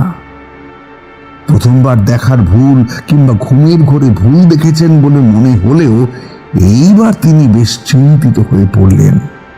আর তাই এর প্রতিকার চেয়ে পুরো ঘটনাটা বললেন গুরুদেব কৃষ্ণ আচার্যকে। কৃষ্ণ আচার্য ছিলেন জমিদারের রুদ্রপ্রতাপের গুরুদেব এবং পিতৃতুল্য। তিনি হয়তো কিছু একটা উপায় খুঁজে বের করতেন, কিন্তু তার আগেই রুদ্রপ্রতাপ নারায়ণের মৃতদেহ পাওয়া গেল ওনারই বিছানায়। সে মৃতদেহের বর্ণনা দিতে গিয়ে শরীরের রক্ত হিম হয়ে আসে। আর ঠিক সেই থেকে শুরু। মৃত্যুর আগে 3 বার দেখা দেয় সেই মেয়েটি। তারপর যাকে দেখা দেয় তার সময় ঘনিয়ে আসে। আমি এই 2 বার দেখলাম। আমারও সময় এসেছে। আমার চিন্তা করছি না, আমার বয়স হয়েছে, কিন্তু বড় ছেলেটার জন্য খারাপ লাগে। ভেবেছিলাম বিদেশে পাঠিয়ে দিই, তাহলে যদি রক্ষা হয়। কিন্তু এখন দিন যতই যাচ্ছে ততই মনে হচ্ছে এই যাত্রাতেও বোধহয় আর রক্ষা হলো না। এবার আমি প্রশ্নটা করলাম, আচ্ছা, আপনার বংশের একজন তো ঘর ছেড়ে সন্ন্যাস জীবন বেছে নিয়েছিলেন। উনি পরিবারের কততম সন্তান ছিলেন? দেখলাম আমার এই প্রশ্নটা শুনে তিনি বেশ অবাকই হলেন। কেন বলুন তো? না, এমনি জানতে চাইলাম। তিনিও প্রথম সন্তানই ছিলেন। সেই কারণেই তো বললাম তিনি আর বেঁচে নেই। আমি আর কিছুই বললাম না, চুপ করে বসে থাকলাম। আমার সাথে দেখা হওয়া সেই ভানু প্রতাপ নারায়ণই যে ওনার পূর্বপুরুষ সেটা আর বুঝতে অসুবিধা হলো না। তবে আমার যে ওনার সাথে দেখা হয়েছিল 1 বছর আগেও সেটাও বললাম না। তিনি আরো কিছুক্ষণ নানান বিষয়ে আলোচনা করে অবশেষে উঠে পড়লেন। হয়তো তখনও উঠতেন না, কিন্তু আমার মন যে আর ওনার দিকে নেই, বরং অন্যদিকে, তা বুঝতে পেরেই তিনি উঠলেন। আমি বুঝতে পারলাম এই যদি হয় ঘটনা, তাহলে এখানে আমার ভূমিকাই বা কি? আর তাছাড়া ভানু প্রতাপ নারায়ণ বেছে বেছে আমাকেই কেন এই কাজের দায়িত্ব দিলেন? কিন্তু তার থেকেও বড় প্রশ্ন এটা, তিনি ঠিক কোন কাজের দায়িত্ব দিয়েছিলেন আমাকে? তিনি জানলেনই বা কি করে যে আমি এখানে আসব? তবে কি আমি নিজে থেকে এখানে আসিনি, আমাকে পাঠানো হয়েছে? যদি তাই হয় তাহলে কে পাঠিয়েছে? এইসব ভাবতে ভাবতে কখন যে 2 চোখ লেগে এসেছে বুঝতেই পারিনি। তোমার হাতে বেশি সময় নেই, কাজে নেমে পড়ো। ভয় নেই, আমি আছি। হঠাৎই এমন কথা শুনে চমকে উঠলাম। গোপীনারায়ণ যাবার সময় ঘরের দরজাটা ভেজিয়ে রেখে গিয়েছিলেন। এখন সেটা হাট করে খোলা, আর সেই খোলা দরজা দিয়ে মৃদু হাওয়া ঘরের ভেতরে ঢুকছে। কিছুক্ষণ মন্ত্রমুগ্ধের মতো ঠাই বসে রইলাম। তবে কি স্বপ্ন দেখলাম? না, স্বপ্ন নয়। স্বপ্ন এতটা স্পষ্ট হয় না। তাহলে পরের দিন সকালে আমার যখন ঘুম ভাঙলো তখন আকাশ রোদে ঝলমল করছে। সাধারণ আমি এত দেরি করে উঠি না, কিন্তু রাতে বেশ কয়েকবার ঘুম ভেঙে যাওয়ার কারণে শেষ রাতের দিকটায় ঘুমটা বেশ চেপে ধরেছিল। বাইরে এসে দেখি গতকালের মতো আজও গোপীনারায়ণ বারান্দার চৌকির ওপর বসে আছেন, হাতে ধরা তামাকের পাত্র। আমায় দেখে বললেন, ঘুম বোধহয় খুব একটা ভালো হয়নি, তাই না? হ্যাঁ, আসলে তা নয়, আপনাকে একটা অনুরোধ করতে চাই। তিনি একটু অবাক হয়ে বললেন, আচ্ছা, অনুরোধ? বেশ, তা কেমন অনুরোধ? আমি যদি আপনার এখানে কয়েকটা দিন থাকতে চাই তাহলে কি আপনার আপত্তি আছে? আপত্তি? কিসের আপত্তি? আর তাছাড়া আপনি সাধক মানুষ, এখানে কটা দিন থেকে যদি সাধন ভজন করেন তাহলে আপত্তি করার তো কথা নয়। না, আসলে সাধনার জন্য নয়, অন্য একটি কারণে। এইবার গোপীনারায়ণের ভ্রু খানিকটা কুঁচকে গেল। তিনি একবার আমাকে আপাদ মস্তক নিরীক্ষণ করে নিয়ে বললেন, তাহলে? সে এখন বলতে পারবো না, শুধু এটুকুই বলছি, আপনার আতিথেয়তার মূল্য চোকাতে না পারলেও আপনাকে অসুবিধায় ফেলবো না। আমি থাকতে চাওয়ায় তিনি মনে মনে একটু খুশি হলেন, কিন্তু সেটা মুখে প্রকাশ করলেন না। রান্নার ব্যবস্থা নিজেই করতে চাইলাম, কিন্তু গোপীনারায়ণ রাজি হলেন না। সকালে জল খাবার পর তিনি বললেন, চলুন চলুন, আমাদের পূর্বপুরুষের ভিটাটা আপনাকে দেখিয়ে আনি। যদিও এখন দেখার মতো কিছু নেই, অনেকদিন সংস্কার করার অভাবে চারদিকে আগাছার জন্ম হয়েছে, দালানের অবস্থাও ভালো নয়। অথচ কে বলবে একটা সময় সেখান থেকেই 10 গ্রামের জমিদারি সামলানো হতো।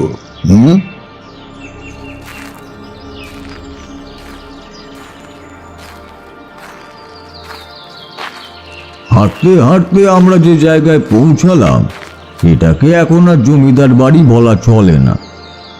চারিদিকে আগাছার ঝোপ, ছাদ আর দেওয়াল জায়গায় জায়গায় ভেঙে গিয়েছে।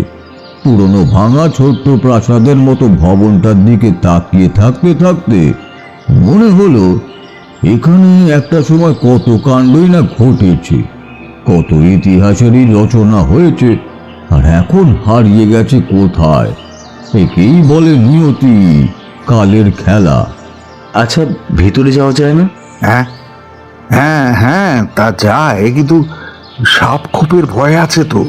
ভেতরটা একবার দেখার খুব লোভ হচ্ছে। যাবেন? বেশ, চলুন। ওই দিকটায় ঝোপঝাড়টা একটু কম। ঝোপঝাড় পেরিয়ে আমরা সেই পথেই এগিয়ে গেলাম, আর যেতেই বুঝলাম জমিদার বাড়িটা খুব বিশাল ছিল না। ভাঙা দেওয়ালে লেপ্টে রয়েছে লতানো গাছ। এই সবই দেখছি হঠাৎই পালাও পালাও পালাও, ও আছে, ওইখানে আছে, ওইখানে আছে, পালাও পালাও। বলতে বলতে ঝোপের আড়াল থেকে একটা লোক দৌড়ে বেরিয়ে আসলো, তারপরে ছুটে বেরিয়ে গেল গ্রামের দিকে।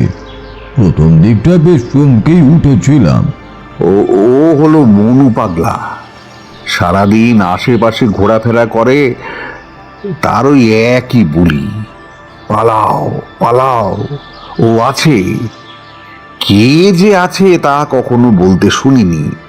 কিন্তু সে এখানে কি করে? পাগলদের তো কম খেয়ালি হয়, সেসব নিয়ে ভাবলে তো আর চলে না মশাই।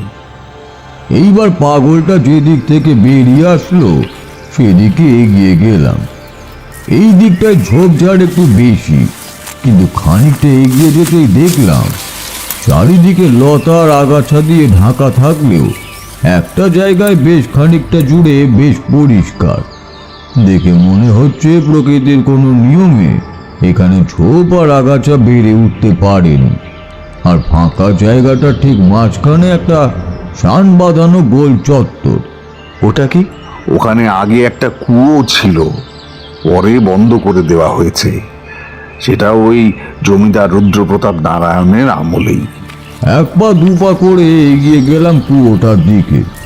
জায়গাটা বেশ পরিষ্কার, স্বাভাবিকভাবে দীর্ঘদিন পরিচর্যার অভাবে শ্যাওলা জাতীয় কিছু ধরবে, এটাই নিয়ম।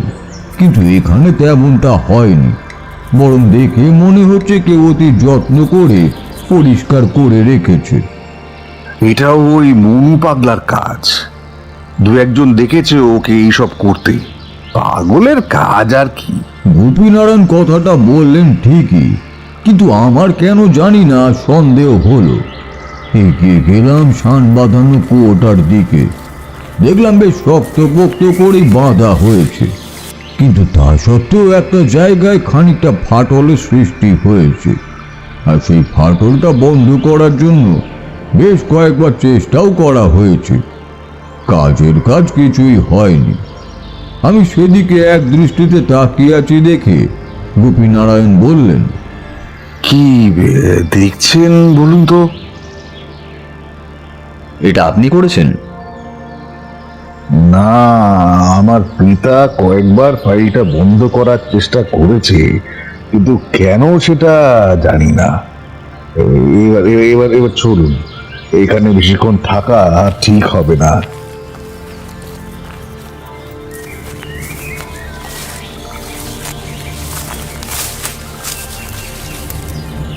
আমরা জঙ্গলের ভেতর থেকে বেরিয়ে আসলাম।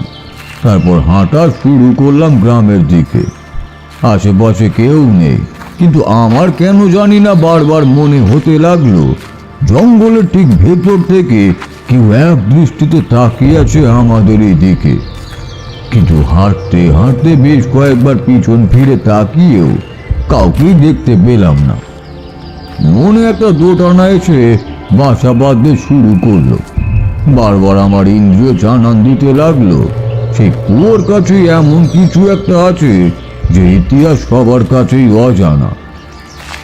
আচ্ছা, আপনি যান, আমি একটু আশেপাশেটা ঘুরে আসি। এখন এখন কোথায় যাবেন? এই আশপাশটাই দেখব। গোপীনারায়ণ হয়তো আরো কিছু বলতে চাইছিলেন, কিন্তু আমি সেই সুযোগ না দিয়েই আবারও পিছন দিকে হাঁটা শুরু করলাম। আমার ইন্দ্রিয় কখনোই আমাকে ধোঁকা দেয়নি, এইবারও দিল না। একটু আগে যে অনুভূতি আমার মনে বারবার অস্তিত্বের জন্ম দিচ্ছিল, এবার সেটা সামনে এসে ধরা দিল। আমি অবাক হয়ে দেখলাম জঙ্গলের ঠিক ধার ঘেঁষে একটু আড়ালে দাঁড়িয়ে আছে একটা মানুষ।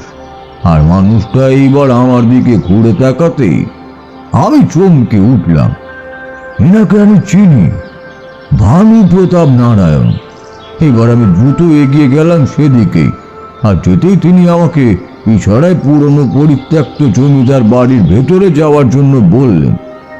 ঝোপ আর আগাছা মারিয়ে আমি যখন ভেতরে গেলাম, তখন লক্ষ্য করলাম তিনি বসে আছেন শান বাঁধানো কুয়োটার উপর। এইবার তিনি আমাকে হাতের ইশারায় ডাকলেন।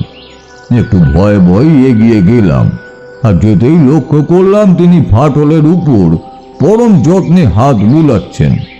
তোমাকে একটা কাজ দিয়েছিলাম, এবার সেই কাজ করার সময় এসেছে। এই ফাটলটা তোমাকে এবার বন্ধ করতে হবে। কি কি কি আছে এই কুয়োর ভেতরে? এই জমিদার বংশের অভিশাপ, যাকে অনেক চেষ্টা করেও ঠেকিয়ে রাখা যায়নি। তুমি হয়তো গুপির কাছে আমার কথা শুনেছ। সেই সাধুর এক কথায় আমি ঘর ছেড়েছিলাম, এটাও শুনেছ। কিন্তু আসল কথাটা কেউই জানে না। আজ তোমাকে বলছি। বলতাম না, কিন্তু এটা তোমার জানা দরকার, আর সেটা বলতেই আমি আজ এখানে এসেছি। হাতে বেশি সময় নেই, মন দিয়ে শোনো। আমি ওনার এক কথায় ঘর ছাড়িনি। আমাদের বংশের এই ইতিহাস অনেকেই জানে। সাধুও ঠিক কোনো উপায় জেনেছিল, তা ঠিক বলতে পারি না। তিনি আমাকে বলেছিলেন, আমি যদি তন্ত্রে সিদ্ধি লাভ করতে পারি, তাহলে হয়তো এই অভিশাপ থেকে এই বংশকে মুক্ত করতে পারবো। আর সেই কারণেই আমি ঘর ছেড়েছিলাম। অনেক সাধনা করেছি, অনেক সাধনায় সিদ্ধি লাভও করেছি, কিন্তু ওনার দেখা পেলাম না। কার দেখা পাননি? কার সাক্ষাৎ লাভের জন্য আপনি সাধনা করেছেন? ওনার নাম মুখে নেওয়ার মতো যোগ্যতা আমার নেই, কিন্তু তুমি তার দেখা পেয়েছো, আবারও পাবে। এমনটা কেন হয়েছে জানি না। সেইবার মন্দিরে তোমাকে দেখে এই কারণেই আমি চমকে উঠেছিলাম। মনে মনে ভেবেছিলাম, যার দেখা পাওয়ার জন্য আমি এতদিন সাধনা করেছি, অথচ তুমি কোনো সাধনা ছাড়াই সবটা পেয়ে গেলে। তখনই ভাবলাম এই কাজ তুমি পারবে। তিনি এমন এক সত্তা, যিনি নিজেকে এই জগতের সব কিছুর ঊর্ধ্বে নিয়ে গিয়েছেন। শুধু তাই নয়, নিজের প্রতিটা দোষ ত্রুটিকে নিয়ন্ত্রণ করার ক্ষমতাও ওনার হাতের মুঠোয়। আমি সেই সত্তার সাক্ষাৎ চেয়েছিলাম। আমার কপালে বিন্দু বিন্দু ঘাম দেখা দিল। কার কথা বলছেন তিনি? তবে কি সেই মানুষটা যে কিনা আমাকে মন খারাপ দিতে এসেছিল? কথায় কথায় অনেক সময় গেল, আমার যাবার সময় হয়েছে। আসল কথাটা এবার বলি। এই কুয়োতে এমন এক আত্মাকে বন্দি করা আছে, যার পরিচয় তুমি জানো। কিন্তু যে ভয়ে তাকে বন্দি করা হয়েছিল তা ফল দেয়নি।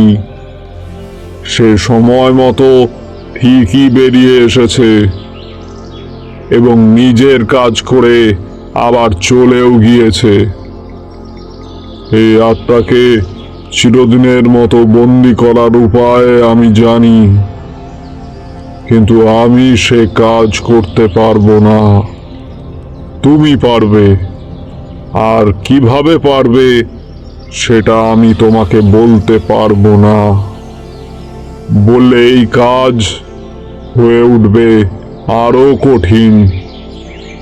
শুধু এইটুকুই বলছি, এই ভাঙা জমিদার বাড়ির ভেতরেই তুমি সেই উপায় খুঁজে পাবে। হাতে সময় নেই, হাত লাগাও, যাও। কথাগুলো বলতে বলতে ভানুপ্রতাপ নারায়ণের কণ্ঠ বুঝে আসতে লাগলো। মনে হলো শেষের কথাগুলি তিনি আমার সামনে বসে নয়, ভেসে আসলো অনেক দূর থেকে। আর সেই সাথে আরেকটা বিষয় লক্ষ্য করলাম, ধীরে ধীরে ওনার দেহটা কেমন যেন ফ্যাকাশে হয়ে আসছে। প্রথমে অল্প, তারপর ধীরে ধীরে সাদা স্বচ্ছ কাঁচের মতো বদলে গেল ওনার পুরো শরীর। আমি দেখলাম ওনার দেহের ভেতর দিয়ে পিছনে সবটা দেখা যাচ্ছে। একটা সময় সেটুকু ছায়ার মতো অবয়ব ছিল, সেটাও মিলিয়ে গেল কোথায়। আমি হতভম্বের মতো দাঁড়িয়ে রইলাম। তবে কি তিনি আমার সামনে বসেছিলেন না? তাই বা হয় কিভাবে? আমি স্পষ্ট দেখেছি। আর তাছাড়া আমি দেহান্তর সাধনায় সিদ্ধি লাভ করেছি, আর তাই চাইলেই কিছু সময়ের জন্য এক স্থান থেকে অন্য স্থানে নিজের শরীরকে প্রতিস্থাপন করতে পারি। যা বললাম মনে রেখো, হাতে সময় খুব অল্প। কাজটা করার জন্য তুমি বেশি সময় পাবে না। কথাগুলো ঠিক কোথা থেকে ভেসে আসলো বুঝতে পারলাম না। আমি মন্ত্রমুগ্ধের মতো দাঁড়িয়ে রইলাম। হ্যাঁ, আমি শুনেছি তন্ত্র বলে এমনটা সম্ভব, কিন্তু আজ তা দেখার সৌভাগ্য হলো। কিন্তু কিভাবে করবো এই অসাধ্য সাধন? কোন উপায় বা বন্ধ করব এই বন্ধ কুয়োর প্রবেশ পথ, যার আগে কেউ পারেনি? এইসবই ভাবছি, হঠাৎই আমি অনুভব করলাম আমার গলার মালাটা ধীরে ধীরে গরম হয়ে উঠছে, যার অর্থ একটাই, বিপদ। আর সেটাও আমার খুব কাছে এসে দাঁড়িয়েছে। হঠাৎই শান্ত পরিবেশ বদলে গেল এক নিমিষে। একটা দমকা হাওয়া বয়ে গেল পুরো জঙ্গলের উপর দিয়ে, সেই সাথে একটা কণ্ঠস্বর,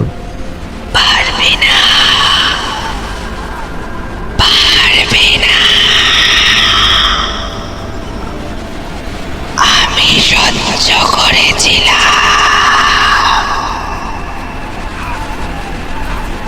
কিন্তু ঈশ্বর সহ্য করেনি। ঈশ্বর সহ্য করে না। প্রতিদান চাই, প্রতিদান, প্রতিদান তো দিতেই হবে, দিতেই হবে। কণ্ঠটা শুনে চমকে ভীষণ ফিরে তাকালাম, আর তাকাতেই বুকের রক্ত হিম হয়ে গেল। আমি যতই বলি ভয় পাই না আমি, কিন্তু চোখের সামনে এমন দৃশ্য দেখলে যে কোনো সুস্থ মানুষের স্নায়ু আর মানসিক অবস্থা বিকল হতে বাধ্য। দেখলাম আমার ঠিক মাথার উপর একটা ডালে পা দুটো উল্টো করে মাথা নিচে দিয়ে আপন মনে দোল খাচ্ছে এক বিভৎস প্রেত মূর্তি। চুলগুলো দমকা হাওয়ায় দোল খাচ্ছে, ঠিক যেন বাতাসের শূন্যে ভেসে বেড়াচ্ছে হাজার হাজার সাপের দল। কিন্তু সেটা এক মুহূর্তের জন্যই, তারপরে সবকিছু গিয়ে আবার শান্ত হয়ে আসলো সব দিকে। একটু আগের কোনো কিছুরই চিহ্নটুকু আর নেই। ততক্ষণে বেশ খানিকটা সামলে নিয়েছি নিজেকে। আবারও পিছন ফিরে তাকালাম কুয়োর ফাটলটার দিকে, আর তাকাতেই লক্ষ্য করলাম ফাটলটা যেন একটু আগের তুলনায় বেশি খানিকটা ফাঁক হয়ে গিয়েছে, আর সেখানেই পড়ে আছে একটা কালো কিছু। একটু ঝুঁকে তাকালাম জিনিসটার দিকে, আর তাকাতেই আমার পুরো শরীর চঞ্চল হয়ে উঠল। মোহ নয়, মায়া জাল নয়, সত্য। একটু আগে গাছের ডালে যে প্রেত মূর্তিকে দোল খেতে দেখেছি, সেটা চোখের ভুল নয়, সত্যি ছিল সেখানে। আর সেই বিভৎস প্রেত মূর্তিটা এখন কুয়োর অতলে দিয়ে গিয়েছে, সেটা ওই ফাটল দিয়েই। আর তাতেই একটা চুল খসে পড়ে রয়েছে, আর এখন চুলটা ধীরে ধীরে ছোট হয়ে আসছে।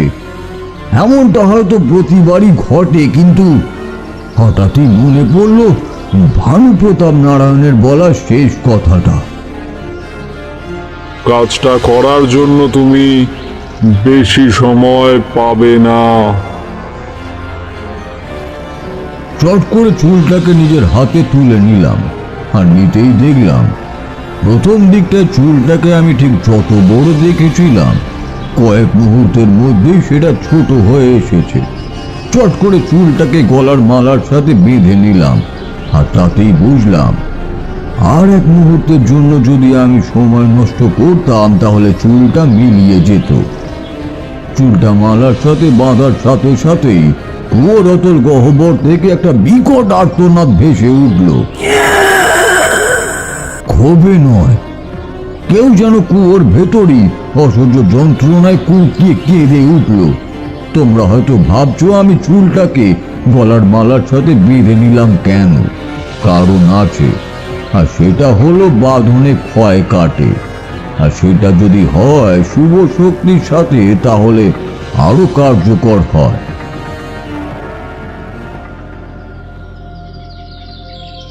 আমি যখন গোপীনারায়ণের বাড়ির সামনে এসে পৌঁছালাম, তখন দেখলাম তিনি চৌকির উপর বসে আছেন। আমাকে দেখেই এইবার তিনি এগিয়ে আসলেন। মাধব বলছিল আপনি নাকি জমিদার বাড়ির দিকে গিয়েছেন। আরে জায়গাটা এমনিতেই ভালো নয়, আর তাছাড়া আপনাকে তো সবটাই বলেছি। মাধবকে? ছোটবেলা থেকেই আমাদের বাড়িতে থাকে। বললেন না তো কেন গিয়েছিলেন? পরে বলবো, কিন্তু তার আগে আমাকে একটি কথা বলুন তো। এইবার তিনি আমার দিকে ভ্রু কুঁচকে তাকালেন। কি কথা?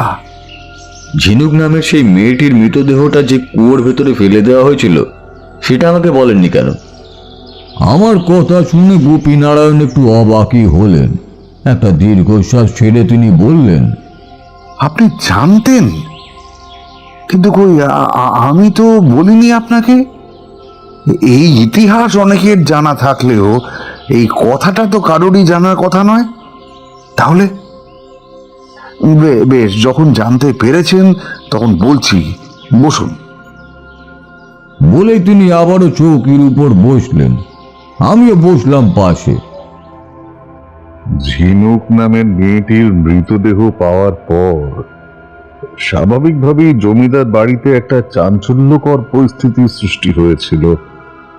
পাছে চারিদিকে ঘটনাটা ছড়িয়ে পড়ে, তাতে লোকজন কিছু করে বসে। সেই ভয়েই মৃতদেহটা কুয়োর ভেতর ফেলে দিয়ে কুয়োর মুখটা বন্ধ করে দেওয়া হয়েছিল। কুয়োটা আগে থেকেই পরিত্যক্ত অবস্থায় পড়েছিল, তাই লোকে সন্দেহ কিছুই করেনি। এতে অবশ্য আরেকটা কারণ ছিল। আপনাকে তো গুরুদেবের কথা বলেছি, তিনি কিছুর আন্দাজ পেয়েই এমনটা করতে বলেছিলেন। যারা ঘটনাটা জানতো তাদের মুখ বন্ধ করে দেওয়া হয়েছিল বিভিন্ন উপায়। কি সেই উপায় তা জানি না, সেটা জানে একমাত্র জমিদার রুদ্রপ্রতাপ নারায়ণ নিজেই। তবে শোনা যেত যে সেই ঘটনাটার সাক্ষী যারা ছিল তাদের কাউকেই আর নাকি দেখা যায়নি। একটা পাপ ঢাকতে অনেকগুলো পাপ করতে হয়। গোপীনারায়ণ কোনো কথাই বললেন না, চুপ করে বসে থাকলেন। বুঝলাম কথাটা আমার এইভাবে বলা ঠিক হয়নি। শত হলো নিজের পূর্বপুরুষ, আর পূর্বপুরুষদের নিয়ে খারাপ কিছু শুনতে কারোরই ভালো লাগার কথা নয়। কুয়োটার মুখ আরেকবার আলগা করা যায়? আমার কেন জানি না মনে হচ্ছে এইবার সব ঠিকঠাকই হবে। আমার কথা শুনে তিনি চমকে আমার দিকে তাকালেন। কি বলছেন আপনি? যেখানে সবাই চেষ্টা করছে যতটা সম্ভব মুখ বন্ধ রাখার, সেখানে আপনি বলছেন? বলছি তার একটা কারণ আছে। তাছাড়া বন্ধ করে রেখেও তো আর লাভ হয়নি। আরেকবার না হয়। ঠিক আছে, আপনি যখন বলছেন তখন দেখুন, তবে এতে কিছু হবে বলে তো মনে হয় না। তাহলে চলুন, এখনো অনেক বেলা আছে, সবে তো দুপুর, বেশি সময় লাগবে না। গোপীনারায়ণ একবার সন্দিহান দৃষ্টিতে তাকালেন আমার দিকে, তারপর বললেন, না না, এখন না, দুপুরে খেয়ে দিয়ে না হয় হবে খন। আমি এতে কোনো আপত্তি করলাম না। তাছাড়া ওইটুকু মুখ আলগা করতে খুব বেশি সময় লাগার কথাও নয়। দুপুরে খাওয়া দাওয়ার পর দুজন লোক এসে হাজির হলো। দুজনেরই বয়সী ওই 30-এর কাছাকাছি। দেখলাম তাদের চেহারার একটা ভয়ের ছাপ। একজন বলল, ঠাকুরমশাই, কাজটা না করলে হয় না? একটু হেসে বললাম, কেন, কি হয়েছে? কিছু হয়নি বলছেন? লোকের মুখে ওই কুয়োটা নিয়ে কত কথা শুনেছি, কতবারই তো দেখেছি কুয়োর মুখ বন্ধ করার জন্য কত চেষ্টা করা হয়েছে। সেখানে কিনা একেবারে খুলে ফেলবেন? খুলে না ফেললে আবার নতুন করে বন্ধ করব কিভাবে? তবুও বলছি ঠাকুর মশাই, আরেকবার ভেবে নিলে ভালো হতো না? আর ভাবাভাবির কোনো কাজ নয়, চলো। দেখলাম দুজনই এক প্রকার বাধ্য হই আমার পিছন পিছন হাঁটতে শুরু করলো। তাদেরই বা দোষ দিই কিভাবে?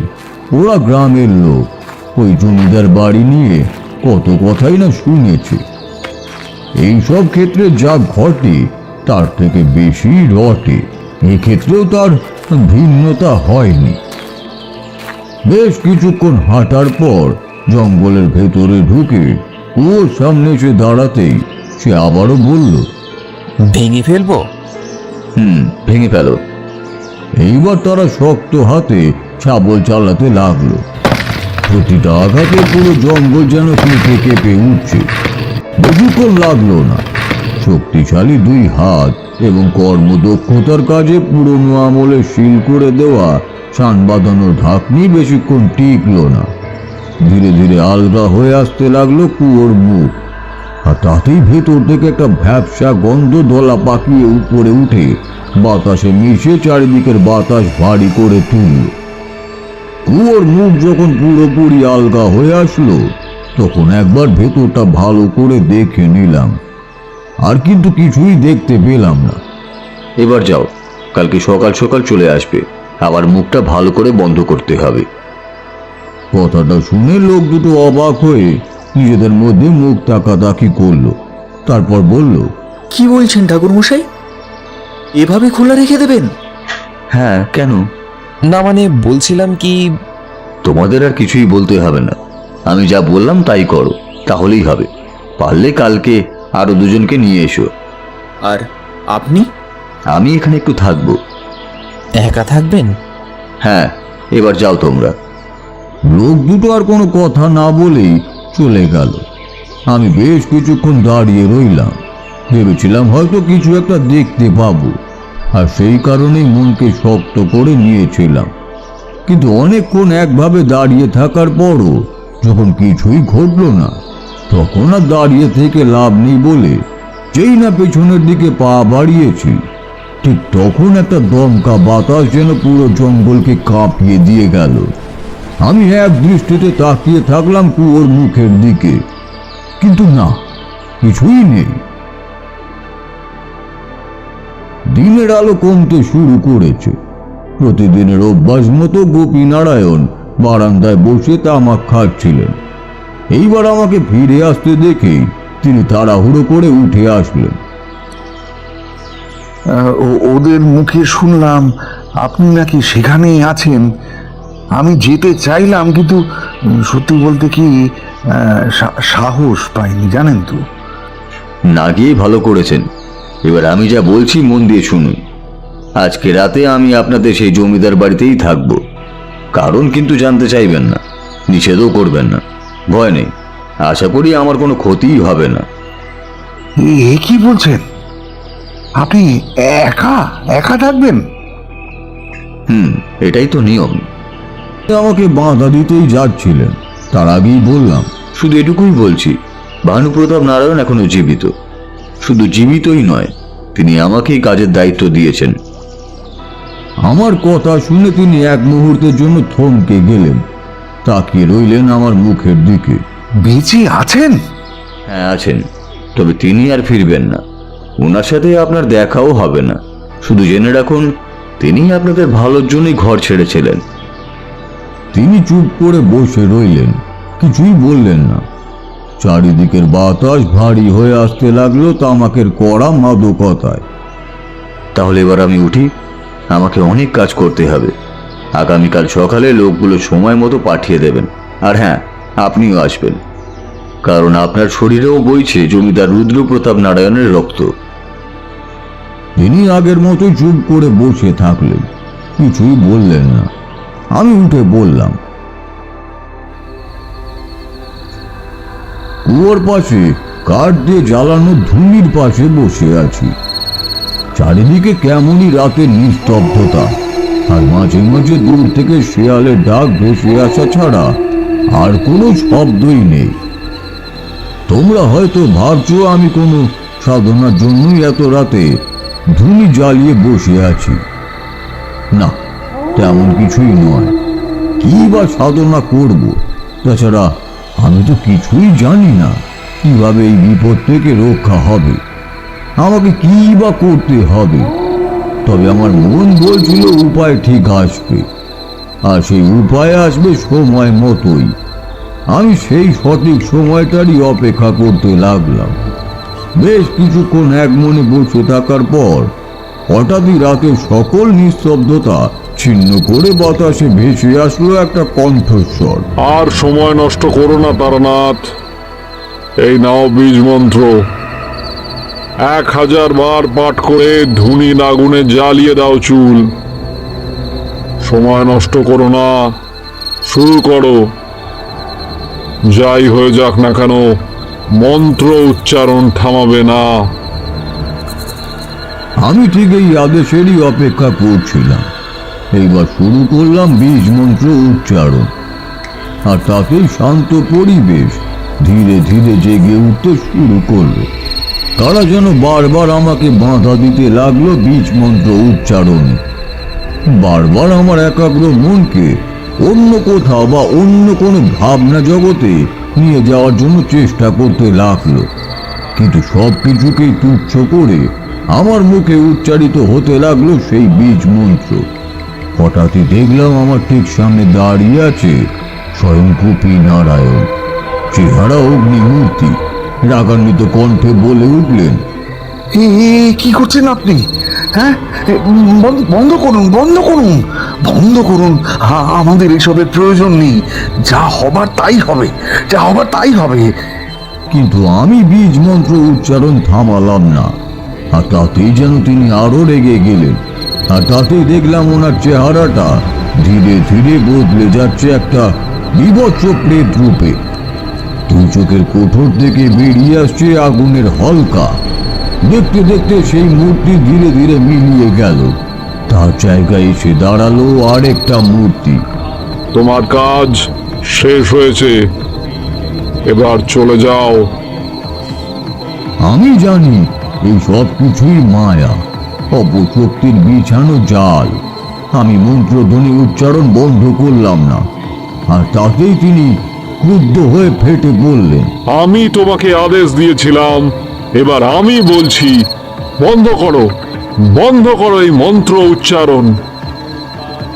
তারপরেই সেই মূর্তি ধীরে ধীরে বদলে গেল বিশাল ভয়ঙ্কর দানবে। এমন দৃশ্য চোখের সামনে দেখার পর স্নায়ু আর মনকে একাগ্র রাখা যায় না। দুই চোখ বন্ধ করে নিলাম। আর তাতেই বন্ধ চোখের সামনে ফুটে উঠলো আরেকটা মুখ, আমার মায়ের মুখ। বড় মমতাময়ী আমার মায়ের সেই মুখ, যে মুখ কতদিন দেখিনি। তারানাথ বাবা, এখানে তুই কি করছিস? চল বাবা, বাড়ি ফিরে চল। আমি তোর মা, তোকে নিতে এসেছি। চল বাবা। মিথ্যা বলবো না, আমি জানি এটা সত্য নয়, সবটাই ইন্দ্রজাল। কিন্তু তবু এই মুখ আমার মায়ের, এই কণ্ঠ আমার চেনা। সেই মুখ, সেই কণ্ঠ। কথাটা মনে হতেই আমার কণ্ঠ খানিকটা বুঝে আসতে যাবে, ঠিক তখনই অনুভব করলাম আমার গলার মালাটা গরম হয়ে উঠছে ধীরে ধীরে। এক ঝটকায় সব কিছুকে তুচ্ছ করে দিয়ে আবারও উচ্চ স্বরে উচ্চারণ করতে লাগলাম বীজ মন্ত্র। আর তাতেই বন্ধ চোখের পাতা থেকে ধীরে ধীরে চেনা মুখটা মিলিয়ে গেল। আর সেখানে সে ধরা দিল একটা অচেনা মুখ, একটা নারী মুখ। দু চোখে অশ্রু টলমল করছে, ঠোঁট দুটো কেঁপে চলেছে এক নাগাড়ে। সে যেন কিছু বলতে চায়, হয়তো বলছেও, কিন্তু আমার কান অব্দি তা পৌঁছাচ্ছে না। চট করে চোখ খুলে তাকালাম। আর তাকাতেই চোখের সামনে এমন বিভৎস দৃশ্য দেখে চমকে উঠলাম। দেখলাম আমার ঠিক সামনে দাঁড়িয়ে আছে হাজার হাজার প্রেত মূর্তি। তারা কেউই আমাদের এই জগতের কেউই নয়।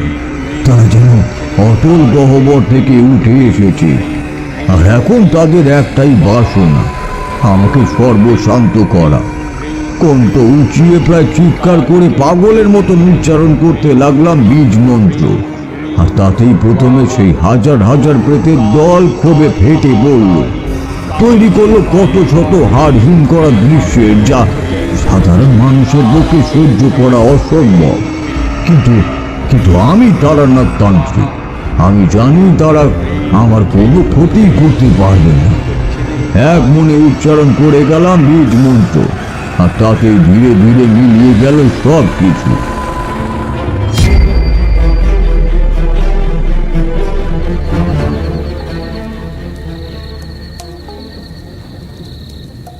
এক 1000 বার বীজ মন্ত্র উচ্চারণ করার পর গলার মালা থেকে খুলে ফেললাম সেই চুলের বাঁধন। তারপর আহুতি দিলাম ধুলির আগুনে। আর দুটেই কারা যেন চিৎকার করে উঠল। মনে হলো আমি চুল নয়, কারুর পুরো শরীরে ঢেলে দিয়েছি ফুটন্ত লাভা। আহ, কি সেই ভয়ঙ্কর আর্তনাদ! মাটি কেঁপে কেঁপে উঠতে লাগলো, কিন্তু এক মুহূর্তের জন্য ধীরে ধীরে শান্ত হয়ে আসলো সব কিছু। তারপর আবারও সেই নিস্তব্ধতা, চারিদিকে কিছুই নেই, কেবল ঝোপের আড়াল থেকে ভেসে আসছে জোনাকির ডাক। দূরে কয়েকবার ডেকে উঠল কয়েকটা শেয়াল। নিভে যাওয়া ধুনির ছাই একটা পুটুলিতে বেঁধে বসে রইলাম খোলা কুয়োর পাশেই। ভোরের আলো ফুটতে কি না ফুটতেই অনুভব করলাম কয়েক জোড়া পায়ের শব্দ এগিয়ে আসছে এই দিকে। তারপর এক এক করে ফুটে উঠল কয়েকটা মানুষের অবয়ব, যাদের আমি চিনি। সবার সামনে মাধব, তার পিছনে গতকালের দুজন, আর ঠিক পিছনে স্বয়ং গোপী নারায়ণ। আমাকে কুয়োর পাশে বসে থাকতে দেখে তারা সবাই দ্রুত এগিয়ে আসলো আমার দিকে। রাতে কি হয়েছিল? প্রথমেই ভেবেছিলাম ভূমিকম্প, কিন্তু ভূমিকম্প হলে তো এমনটা হয় না। চিৎকারের আওয়াজও শুনেছি। আমি কিছুই বললাম না, হয়তো বলার প্রয়োজনও ছিল না। তিনি আমার মুখের দিকে কিছুক্ষণ তাকিয়ে রইলেন, তারপর বললেন, শেষ রক্ষা তাহলে হলো? হলো। এরই মধ্যে বাকি তিনজন তাদের কাজ শুরু করে দিয়েছে। এইবার আমি মেশানো বালি আর সিমেন্টের মধ্যে দিয়ে ধুলির ছাই ফেলে দিতেই একজন বলল, আরে আরে কি করছেন ঠাকুর মশাই, এতে সিমেন্ট জমবে না যে? জমবে, খুব ভালোভাবে মিশিয়ে নাও। সে আর কোনো কথা বলল না, কেবল আমার দিকে ফ্যাল ফ্যাল করে তাকিয়ে রইল। তারপর আবারও নিজের কাজে মন দিল। পুরো কাজ শেষ হতে হতে দুপুর হয়ে গেল। সব কাজ শেষ করে বাড়ি ফিরে বললাম, আমার কাজ শেষ, এবার আমার যাওয়ার পালা। সে কি এখনই চলে যাবেন? হ্যাঁ, যেতে তো হবেই, তাছাড়া এখানে থেকেই বা কি করব? গোপীনারায়ণ কিছুক্ষণ আমার মুখের দিকে তাকিয়ে রইলেন, তারপরে বললেন, আবার আসবেন তো? যদি ভাগ্যে থাকে তাহলে আবার নয় আসবো। বেশ, আপনাকে আটকাবো না, কিন্তু যদি সম্ভব হয় আমার জীবদ্দশায় আর একবার আসবেন, আমার অনুরোধ রইল। পরের দিন সকালবেলা বেরিয়ে পড়লাম।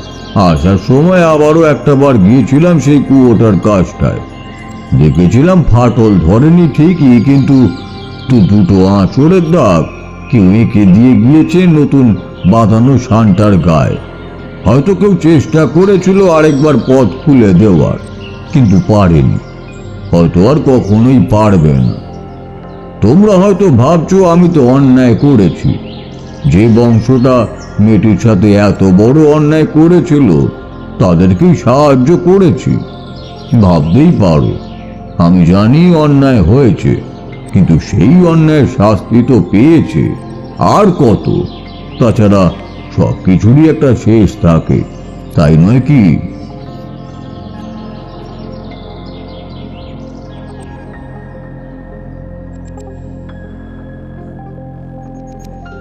কথাগুলো বলতে বলতে তারানাথের কণ্ঠটা খানিক বুঝে আসলো। তারপর আবার একটা দীর্ঘশ্বাস ছেড়ে বলল,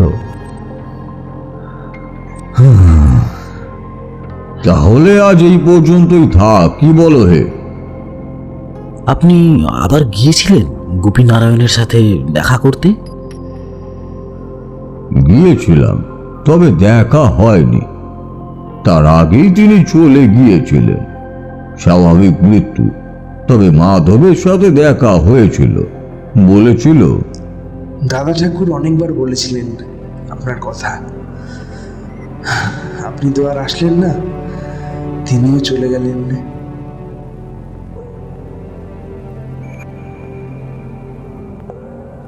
তবে গোপীনারায়ণ একটা কাজ করে গিয়েছিলেন, বাড়িটা মাধবের নামে লিখে দিয়েছিলেন।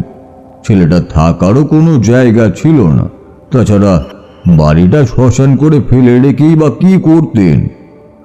গোপীনারায়ণের ছেলে আর দেশে ফিরবেন না, তবে আরেকটা কারণও থাকতে পারে, যা আমি পরে জেনেছিলাম। তোমাদের সেই পরিবালার কথা মনে আছে? মাধবের শরীরে সেই দাসী পরিবালার রক্ত রয়েছে। এবার আমি থামি, অনেক রাত হলো, তোমাদেরকেও তো আবার ফিরতে হবে নাকি? ভয় নেই, গল্প আরো অনেক আছে, সময় করে এসো, বলবো।